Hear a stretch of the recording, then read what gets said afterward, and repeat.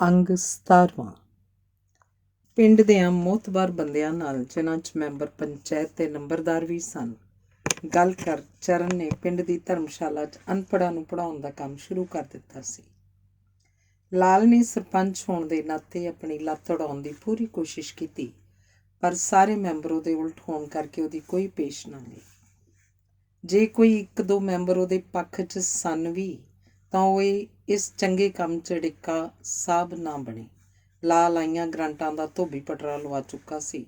ਬਾਕੀ ਪੰਚਾਇਤ ਦਾ ਉਹਦੇ ਉਲਟ ਹੋ ਜਾਣਾ ਕੁਦਰਤੀ ਸੀ। ਦੂਜੇ ਪਾਸੇ ਚਰਨ ਨੇ ਨੌਜਵਾਨ ਸਭਾ ਬਣਾ ਪਿੰਡ ਦੇ ਸਾਂਝੇ ਕੰਮਾਂ ਨੂੰ ਅੱਗੇ ਲਾ ਲਿਆ ਸੀ। ਕੱਚੇ ਰਾਹਾਂ 'ਚ ਮਿੱਟੀ ਪਵਾਈ ਸੀ, ਸਿਵਿਆਂ 'ਚ ਦਰਖਤ ਲਾਏ ਸਨ, ਇੱਕ ਸ਼ੈੱਡ ਬਣਵਾ ਦਿੱਤਾ ਸੀ। ਲੋਕ ਚਰਨ ਦੀ ਇੱਜ਼ਤ ਕਰਨ ਲੱਗ ਪਏ ਸਨ। ਪਿੰਡ ਦੇ ਨੌਜਵਾਨ ਮੁੰਡੇ ਤੇ ਬਾਬੇ ਜਦ ਰਾਤ ਦੀ ਰੋਟੀ ਟੁੱਕ ਖਾ ਧਰਮਸ਼ਾਲਾ ਵੱਲ ਆਉਂਦੇ ਤਾਂ ਕਈ ਸ਼ਰਾਰਤੀ ਝੇਡਾਂ ਕਰਦੇ, ਉਹਨਾਂ ਦਾ ਮਜ਼ਾਕ ਉਡਾਉਂਦੇ। ਪਰ ਹੌਲੀ ਹੌਲੀ ਪੜ੍ਹਨ ਵਾਲਿਆਂ ਦੀ ਸੰਗ ਖੁੱਲ੍ਹਦੀ ਗਈ। ਪੜ੍ਹੇ ਲਿਖੇ ਮੁੰਡਿਆਂ ਦੀ ਚਰਨ ਨੂੰ ਮਦਦ ਵੀ ਮਿਲਣ ਲੱਗ ਪਈ। ਥੋੜ੍ਹੇ ਸਮੇਂ ਵਿੱਚ ਦੀ ਚਰਨ ਦਾ ਸਕੂਲ ਮਸ਼ਹੂਰ ਹੋ ਗਿਆ। ਕੁਝ ਲੋਕ ਗੱਲਾਂ ਕਰਦੇ ਕਿ ਕਈ ਸਾਲ ਪਹਿਲਾਂ ਸਰਕਾਰ ਨੇ ਵੀ ਰਾਤ ਦੀ ਪੜ੍ਹਾਈ ਲਈ ਉੱਦਮ ਕੀਤਾ ਸੀ, ਪਰ ਇਸ ਪਿੰਡ 'ਚ ਤਾਂ ਪੜ੍ਹਾਉਣ ਵਾਲਾ ਮਾਸਟਰ ਵੇਲੇ ਨਾਲ ਹੀ ਬੋਤਲ ਖੋਲ੍ਹ ਲੈਂਦਾ ਸੀ। ਮੁੰਡਿਆਂ ਨੂੰ ਆਪਣੇ ਨਾਲ ਲਾ ਬਾਗ 'ਚੋਂ ਰਾਤ ਨੂੰ ਮਾਲਟੇ ਤੋੜਨ ਜਾ ਵੜਦਾ। ਉਹ ਪੜ੍ਹਾਈ ਕਰਾਉਣ ਦੀ ਥਾਂ 'ਤੇ ਚੋਰੀ ਕਰਨੀ ਸਿਖਾਉਣ ਲੱਗ ਪਿਆ ਸੀ। ਦੂਜੇ ਪਾਸੇ ਜਸਬੀਰ ਨੂੰ ਵੀ ਕਾਮਯਾਬੀ ਮਿਲੀ ਸੀ। ਕਰਤਾਰੇ ਕੇ ਦਰਵਾਜ਼ੇ 'ਚ ਪੜ੍ਹਨ ਲਿਖਣ ਕੱਢਣ ਕੱਤਣ ਵਾਲੀਆਂ ਕਾਫੀ ਜਨਾਨੀਆਂ ਆ ਜਾਂਦੀਆਂ। ਕਈ ਦਿਨ ਤਾਂ ਬਗੈਰ ਕੁਰਬਲ ਦੇ ਕੁਝ ਵੀ ਨਹੀਂ ਹੋਇਆ ਸੀ, ਪਰ ਜਸਬੀਰ ਨੇ ਹਿੰਮਤ ਨਹੀਂ ਹਾਰੀ ਸੀ। ਕੁਝ ਦਿਨਾਂ ਵਿੱਚ ਹੀ ਉਹਦੀ ਮਿਹਨਤ ਰੰਗ ਲਿਆਈ ਸੀ। ਕੁੜੀਆਂ ਬੁੜੀਆਂ ਦੀ ਗਿਣਤੀ ਕਾਫੀ ਵੱਧ ਗਈ ਸੀ। ਮਾੜੀ ਸੋਚ ਵਾਲੇ ਮਾੜੀਆਂ ਗੱਲਾਂ ਕਰਦੇ, ਅਣਹੋਈਆਂ ਗੱਲਾਂ ਬਣਾਉਂਦੇ, ਪਰ ਜ਼ਿਆਦਾਤਰ ਲੋਕ ਚਰਨ ਤੇ ਜਸਬੀਰ ਦੇ ਉੱਦਮ ਦੀ ਸ਼ਲਾਘਾ ਕਰਦੇ। ਦੋਵੇਂ ਜੀਅ ਤਨਦੇਹੀ ਨਾਲ ਇਸ ਕਾਰਜ 'ਚ ਜੁਟ ਗਏ। ਚਰਨ ਆ ਕੀ ਆ ਪੁੱਤ ਵਾਲਾ ਜਿਹਾ ਵਾਲਾ, ਮੈਂ ਤਾਂ ਊਂ ਭੁੱਲ ਜਾਂਦਾ, ਦੱਸੀ ਸ਼ੇਰ ਬਣ ਕੇ। ਇੱਕ ਬਜ਼ੁਰਗ ਨੇ ਆਪਣਾ ਕਾਇਦਾ ਚਰਨ ਅੱਗੇ ਕੀਤਾ। ਉਹਦੀ ਉਂਗਲ ਝੱਜੇ ਤੇ ਟਿਕੀ ਸੀ। ਚਰਨ ਨੇ ਦੱਸਿਆ ਤਾਂ ਬਾਬਾ ਝੱਜਾ ਕਰਨ ਲੱਗ ਪਿਆ। ਸਾਰੇ ਜਣੇ ਹੱਸ ਪਏ। ਉਸ ਦਿਨ ਤੋਂ ਬਾਅਦ ਬਾਬੇ ਦਾ ਨਾਂ ਹੀ ਝੱਜਾ ਪੈ ਗਿਆ। ਐਂ ਹੀ ਹੱਸਦਿਆਂ ਖੇਡਦਿਆਂ ਬਾਬੇ ਅੱਖਰ ਜੋੜਨ ਲੱਗ ਪਏ। ਚਰਨ ਨੇ ਆਪਣੀ ਲਾਇਬ੍ਰੇਰੀ 'ਚ ਸੌਖੇ ਵਿਸ਼ਿਆਂ ਦੀਆਂ ਕਿਤਾਬਾਂ ਵੀ ਲਿਆ ਰੱਖੀਆਂ, ਬੱਚਿਆਂ ਦਾ ਸਾਹਿਤ ਵੀ ਲਿਆ ਰੱਖਿਆ। ਲੋਕਾਂ ਦੀ ਪੜ੍ਹਨ ਦੀ ਰੁਚੀ ਵਧਣ ਲੱਗ ਪਈ। ਬਾਈ ਚਰਨ ਸਿਆਂ ਅਮੀਰ ਹੋਰ ਅਮੀਰ ਹੋਈ ਜਾਂਦਾ, ਗਰੀਬ ਹੋਰ ਗਰੀਬ ਹੋਈ ਜਾਂਦਾ। ਇਹ ਸਿਲਸਿਲਾ ਕਦ ਤੱਕ ਚੱਲੂ? ਕਿੱਥੇ ਖਤਮ ਹੋਊ ਇਹ ਕਹਾਣੀ? ਇੱਕ ਪੜ੍ਹੇ ਲਿਖੇ ਮੁੰਡੇ ਨੇ ਪੁੱਛਿਆ। ਚਰਨ ਕੋਲ ਪੜ੍ਹੇ ਲਿਖੇ ਮੁੰਡੇ ਵੀ ਆ ਜਾਂਦੇ ਸਨ। ਉਹਨਾਂ ਨੂੰ ਸਾਹਿਤਿਕ ਕਿਤਾਬਾਂ ਪੜ੍ਹਨ ਦੀ ਲਗਨ ਲੱਗ ਗਈ ਸੀ। ਜਦੋਂ ਗਰੀਬ ਹੇਠ ਨੂੰ ਆਉਂਦੇ, ਸਮਝੋ ਬਿਰਲੇ ਟਾਟੇ ਉੱਪਰ ਨੂੰ ਜਾਂਦੇ ਆ। ਅਮੀਰ ਦਾ ਗਰਾਫ ਫੇਰ ਹੀ ਉੱਪਰ ਨੂੰ ਜਾਊ ਜੇ ਗਰੀਬ ਥੱਲੇ ਨੂੰ ਆਊ। ਅਮੀਰ ਖੜਾ ਹੀ ਗਰੀਬ ਦੇ ਸਿਰ 'ਤੇ ਆ। ਜਿੰਨਾ ਚਿਰ ਕਾਣੀ ਵੰਡ ਰਹੂ, ਉਹਨਾਂ ਚਿਰ ਅਮੀਰੀ ਦਾ ਭੋਗ ਨਹੀਂ ਪੈਂਦਾ, ਤੇ ਕਾਣੀ ਵੰਡ ਖਤਮ ਕਰਨ ਲਈ ਇੱਕ ਝੰਡੇ ਹੇਠ ਇਕੱਠੇ ਹੋਣਾ ਪਊ। ਮਲਕ ਭਾਗੋ ਤੇ ਭਾਈ ਲਾਲੋ ਦੇ ਫਰਕ ਨੂੰ ਜਾਣਨਾ ਪਊ। ਗੁਰੂ ਨਾਨਕ ਦੇਵ ਜੀ ਨੇ ਦੁਨੀਆ ਦੋ ਭਾਗਾਂ 'ਚ ਵੰਡੀ ਸੀ। ਇੱਕ ਅਮੀਰ ਮਲਕ ਭਾਗੋ ਸੀ, ਇੱਕ ਗਰੀਬ ਭਾਈ ਲਾਲੋ। ਅੱਜ ਵੀ ਉਹੀ ਹਾਲ ਆ। ਇੱਕ ਬਿਰਲਾ ਹੈ ਤੇ ਇੱਕ ਫੁੱਟਪਾਥ 'ਤੇ ਰਾਤ ਕੱਟ ਰਿਹਾ ਕੋਈ ਮੰਗਤਾ। ਇੱਕ ਕੋਠੀਆਂ ਕਾਰਾਂ ਦਾ ਮਾਲਕ ਹੈ ਤੇ ਇੱਕ ਦੇ ਸਿਰ 'ਤੇ ਕੱਖਾਂ ਕਾਨਿਆਂ ਦੀ ਛੱਤ। ਸਾਡੇ ਦੇਸ਼ 'ਚ ਤਾਂ ਜਦੋਂ ਕਾਨੂੰਨ ਬਣਦੇ ਹਨ ਤਾਂ ਉਹਦੇ ਘਾੜੇ ਇਹ ਖਿਆਲ ਪੂਰਾ ਰੱਖਦੇ ਹਨ ਕਿ ਕਿਤੇ ਅਮੀਰ ਨੂੰ ਆਂਚ ਨਾ ਆ ਜਾਏ। ਗਰੀਬ ਕਿਸੇ ਖੂਹ ਖਾਤੇ 'ਚ ਡਿੱਗਦਾ ਹੈ ਤਾਂ ਡਿੱਗੇ। ਮੈਂ ਤਾਂ ਇੱਕੋ ਗੱਲ ਜਾਣਦਾ, ਬਗੈਰ ਲੋਕਾਂ ਨੂੰ ਜਾਗਰਤ ਕੀਤਿਆਂ ਇਹ ਕੰਮ ਲੋਟ ਨਹੀਂ ਆਉਣ ਵਾਲਾ। ਮੈਂ ਆਪਣੀ ਇਹ ਗੱਲ ਚਲਦੀ ਵਿੱਚ ਛੱਡ ਕੇ ਇੱਕ ਗੱਲ ਆਖਦਾ।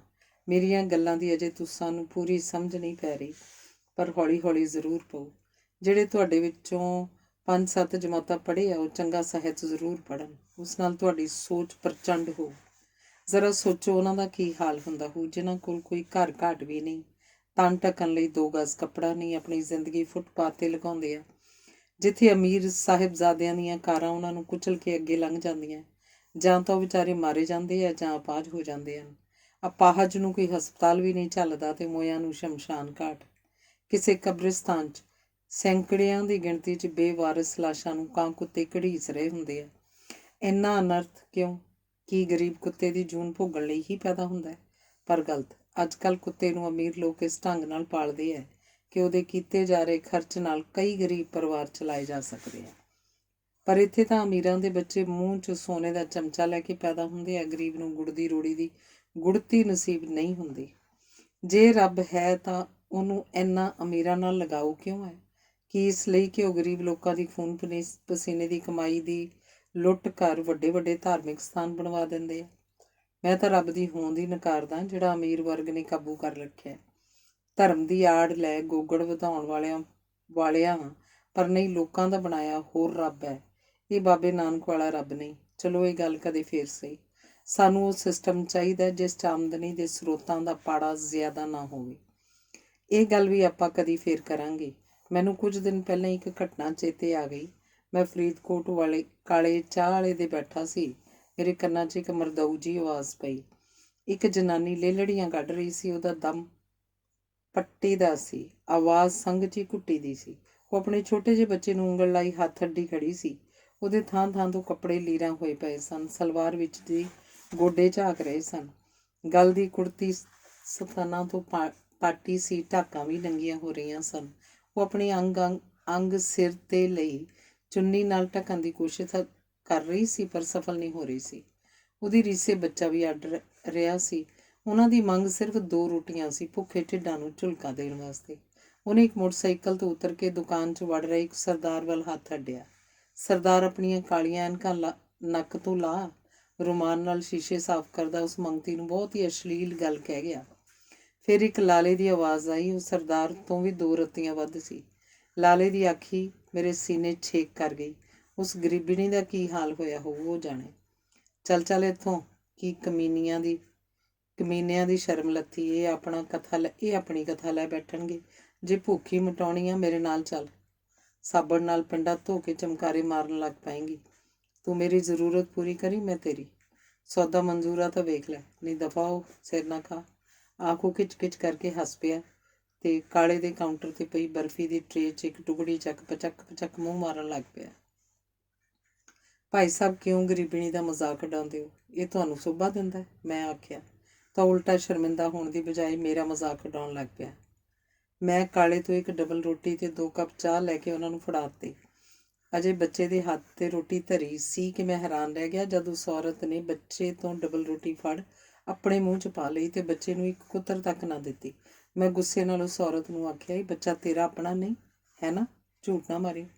ਸਕਾ ਪੁੱਤਾ ਜੀ, ਮੇਰਾ ਸਕਾ ਇਸ ਢਿੱਡ 'ਚੋਂ ਕੱਢਿਆ, ਉਹਨੇ ਆਪਣੇ ਪੇਟ 'ਤੇ ਹੱਥ ਰੱਖਦਿਆਂ ਆਖਿਆ। ਮੈਂ ਅੰਦਰੋਂ ਕੁਰਸੀ ਚੁੱਕ ਬਾਹਰ ਮੰਗਤੀ ਕੋਲ ਆ ਗਿਆ। ਇੱਕ ਡਬਲ ਰੋਟੀ ਕਾਲੇ ਤੋਂ ਹੋਰ ਲੈ ਬੱਚੇ ਦੇ ਹੱਥ ਧਰ ਦਿੱਤੀ। ਬਾਕੀ ਗਾਹਕ ਬੈਠੇ ਮੇਰਾ ਮਜ਼ਾਕ ਉਡਾ ਰਹੇ ਸਨ। ਉਹਨਾਂ ਭਾਣੇ ਮੈਂ ਪਾਗਲ ਇਨਸਾਨ ਸੀ ਜਿਹੜਾ ਇੱਕ ਮੰਗਤੀ ਨਾਲ ਆਪਣਾ ਮਗਜ਼ ਖਪਾ ਰਿਹਾ ਸੀ। ਜੇ ਤੇਰਾ ਆਪਣਾ ਬੱਚਾ ਹੈ ਫਿਰ ਇਹ ਤੂੰ ਖੋ ਕੇ ਡਬਲ ਰੋਟੀ ਕਿਉਂ ਖਾਧੀ, ਜਦ ਕਿ ਹਰ ਮਾਂ ਆਪਣੇ ਬੱਚੇ ਨੂੰ ਖਵਾ ਕੇ ਬਾਅਦ 'ਚ ਆਪ ਖਾਂਦੀ ਹੈ? ਮੈਂ ਪੁੱਛਿਆ ਤਾਂ ਮੰਗਤੀ ਜਦ ਰੋ ਕੇ ਕੁਝ ਹਲਕੀ ਹੋਈ ਤਾਂ ਬੋਲੀ। ਉਹਦੇ ਬੋਲਣ ਢੰਗ 'ਚ ਮੰਗਤਿਆਂ ਵਾਲੀ ਕੋਈ ਗੱਲ ਨਹੀਂ ਸੀ। ਸਰਦਾਰ ਜੀ, ਮੇਰਾ ਵੀ ਜੀਅ ਕਰਦਾ ਆਪਣੇ ਬੱਚੇ ਦਾ ਢਿੱਡ ਭਰ ਕੇ ਬਾਅਦ 'ਚ ਖਾਵਾਂ। ਮੈਂ ਵੀ ਮਾਂ, ਹੋਰ ਮਾਵਾਂ ਵਾਂਗ ਡੈਣ ਨਹੀਂ ਆ, ਪਰ ਮੈਨੂੰ ਕਈ ਦਿਨ ਹੋ ਗਏ ਆਪਣੇ ਸੰਗੋਂ ਬੁਰਕੀ ਅੰਦਰ ਨਹੀਂ ਕੀਤੀ। ਜੋ ਮਿਲਿਆ ਆਪਣੇ ਬੱਚੇ ਦੇ ਢਿੱਡ 'ਚ ਹੀ ਪਾਉਂਦੀ ਰਹੀ। ਅੱਜ ਸਹਿਣਸ਼ੀਲਤਾ ਖਤਮ ਹੋ ਗਈ ਸੀ। ਮੇਰੀਆਂ ਆਂਦਰਾਂ ਦੀ ਭੁੱਖ ਨੇ ਬੱਚਾ ਨਾ ਦਿਸਣ ਦਿੱਤਾ। ਮੈਂ ਅੱਜ ਹਾਰ ਗਈ ਸੀ ਭੁੱਖ ਤੋਂ। ਆਖੋ ਡੁਸਕਣ ਲੱਗ ਪਈ ਤੇ ਆਪਣੇ ਬੱਚੇ ਨੂੰ ਹਿੱਕ ਨਾਲ ਲਾ ਲਿਆ ਜੋ ਬੇਸਬਰਿਆਂ ਵਾਂਗ ਰੋਟੀ ਖਾ ਰਿਹਾ ਸੀ। ਤੇਰੀ ਬੋਲੀ ਮੰਗਤਿਆਂ ਵਾਲੀ ਨਹੀਂ, ਮੰਗਣ ਦਾ ਕਾਰਨ ਕੀ ਹੈ? ਜਦ ਮੈਂ ਪੁੱਛਿਆ ਤਾਂ ਜੋ ਉਹਨੇ ਦੱਸਿਆ ਉਹ ਵੀ ਰੌਂਗਟੇ ਖੜੇ ਕਰਨ ਵਾਲਾ ਸੀ। ਉਹਦਾ ਵਿਆਹ ਹੋਇਆ ਸੀ ਤਾਂ ਉਹਨੂੰ ਪਤਾ ਲੱਗਾ ਸੀ ਕਿ ਜਿਹੜੀ ਸਹੇੜ ਉਹਦੀ ਬਾਪੂ ਨੇ ਉਸ ਲਈ ਸਹੇੜੀ ਸੀ ਉਹਨੇ ਹੀ ਵੇਖੀ ਸੀ। 20 ਕਿੱਲੇ ਜ਼ਮੀਨ ਹੀ ਵੇਖੀ ਸੀ। ਉਹਦਾ ਫੁੱਫੜ ਮੁੱਕਿਆ ਸੀ ਤਾਂ ਭੂਆ ਦੇ ਜਵਾਕ ਨਿਆਣੇ ਕਰਕੇ ਉਹਨਾਂ ਦੀ ਕਬੀਲਦਾਰੀ ਉਹਦੇ ਬਾਪੂ ਨੇ ਹੀ ਸਾਂਭੀ ਸੀ। ਫਸਲ ਦੀ ਵੇਚ ਵੱਟ ਉਹਦਾ ਬਾਪੂ ਹੀ ਕਰਕੇ ਆਉਂਦਾ ਰਿਹਾ। ਭੂਆ ਦੀ ਅੱਧੀ ਫਸਲ ਦਾ ਨਾਵਾਂ ਉਹਨਾਂ ਦੇ ਘਰੇ ਆਉਣ ਲੱਗ ਪਿਆ ਸੀ। ਜਿੰਨਾ ਚਿਰ ਭੈਣ ਦੇ ਮੁੰਡੇ ਜਵਾਨ ਨਹੀਂ ਹੋਏ ਸਨ, ਭਰਾ ਨੇ ਭੈਣ ਨੂੰ ਰੱਜ ਕੇ ਲੁੱਟਿਆ ਸੀ। ਜਦ ਉਹਦਾ ਵਿਆਹ ਹੋਇਆ ਸੀ ਤਾਂ ਉਹਨੇ ਸੋਚਿਆ ਸੀ ਕਿ ਉਹਦੇ ਬਾਪੂ ਨੇ ਉਸ ਲਈ ਵੀ ਦਿਮਾਗੋਂ ਅੱਧਾ ਪਾਗਲ ਮਿਰਗੀ ਦਾ ਮਰੀਜ਼ ਤਾਂ ਹੀ ਸਹੇੜਿਆ ਹੋ ਕਿ ਉਹਨੂੰ ਹਰਜ ਮਰਜ ਹੋ ਗਈ ਤਾਂ ਜਿਵੇਂ ਭੈਣ ਨੂੰ ਖਾਧਾ ਸੀ ਫਿਰ ਧੀ ਨੂੰ ਖਾਊ। ਅਜੇ ਵਿਆਹ ਨੂੰ ਸਾਲ ਕੁ ਹੋਇਆ ਸੀ ਕਿ ਉਹਦੇ ਬਾਪੂ ਦੀ ਸਹੇੜ ਨੂੰ ਦੌਰਾ ਪਿਆ ਤੇ ਉਹ ਪੂਰਾ ਹੋ ਗਿਆ, ਪਰ ਉਹਦੇ ਬਾਪੂ ਦੀ ਸੋਚ ਧਰੀ ਧਰਾਈ ਰਹਿ ਗਈ। ਮਰਨ ਵਾਲੇ ਦੇ ਭਰਾਵਾਂ ਉਹਨੂੰ ਘਰੋਂ ਕੱਢ ਦਿੱਤਾ। ਰਹਿ ਕੇ ਉਹ ਆਪ ਵੀ ਰਾਜੀ ਨਹੀਂ ਸੀ, ਪਰ ਬਾਪੂ ਕਹਿੰਦਾ ਸੀ ਜ਼ਮੀਨ ਆ, ਬੈਠੀ ਰਹਿ। ਬਾਪੂ ਦੇ ਹੱਥਾਂ ਦੇ ਤੋਤੇ ਫਿਰ ਉੱਡੇ ਸਨ ਜਦ ਪਤਾ ਲੱਗਾ ਕਿ ਮਰਨ ਵਾਲੇ ਦੇ ਭਰਾ ਉਹਦੇ ਸਹੁਰੇ ਤੋਂ ਜ਼ਮੀਨ ਆਪਦੇ ਨਾਂ ਕਰਵਾ ਚੁੱਕਿਆ। ਗੱਲ ਕੀ, ਫਿਰ ਉਹਨੂੰ ਇੱਕ ਦੁਹਾਜੂ ਨਾਲ ਵਿਆਹ ਤਾ।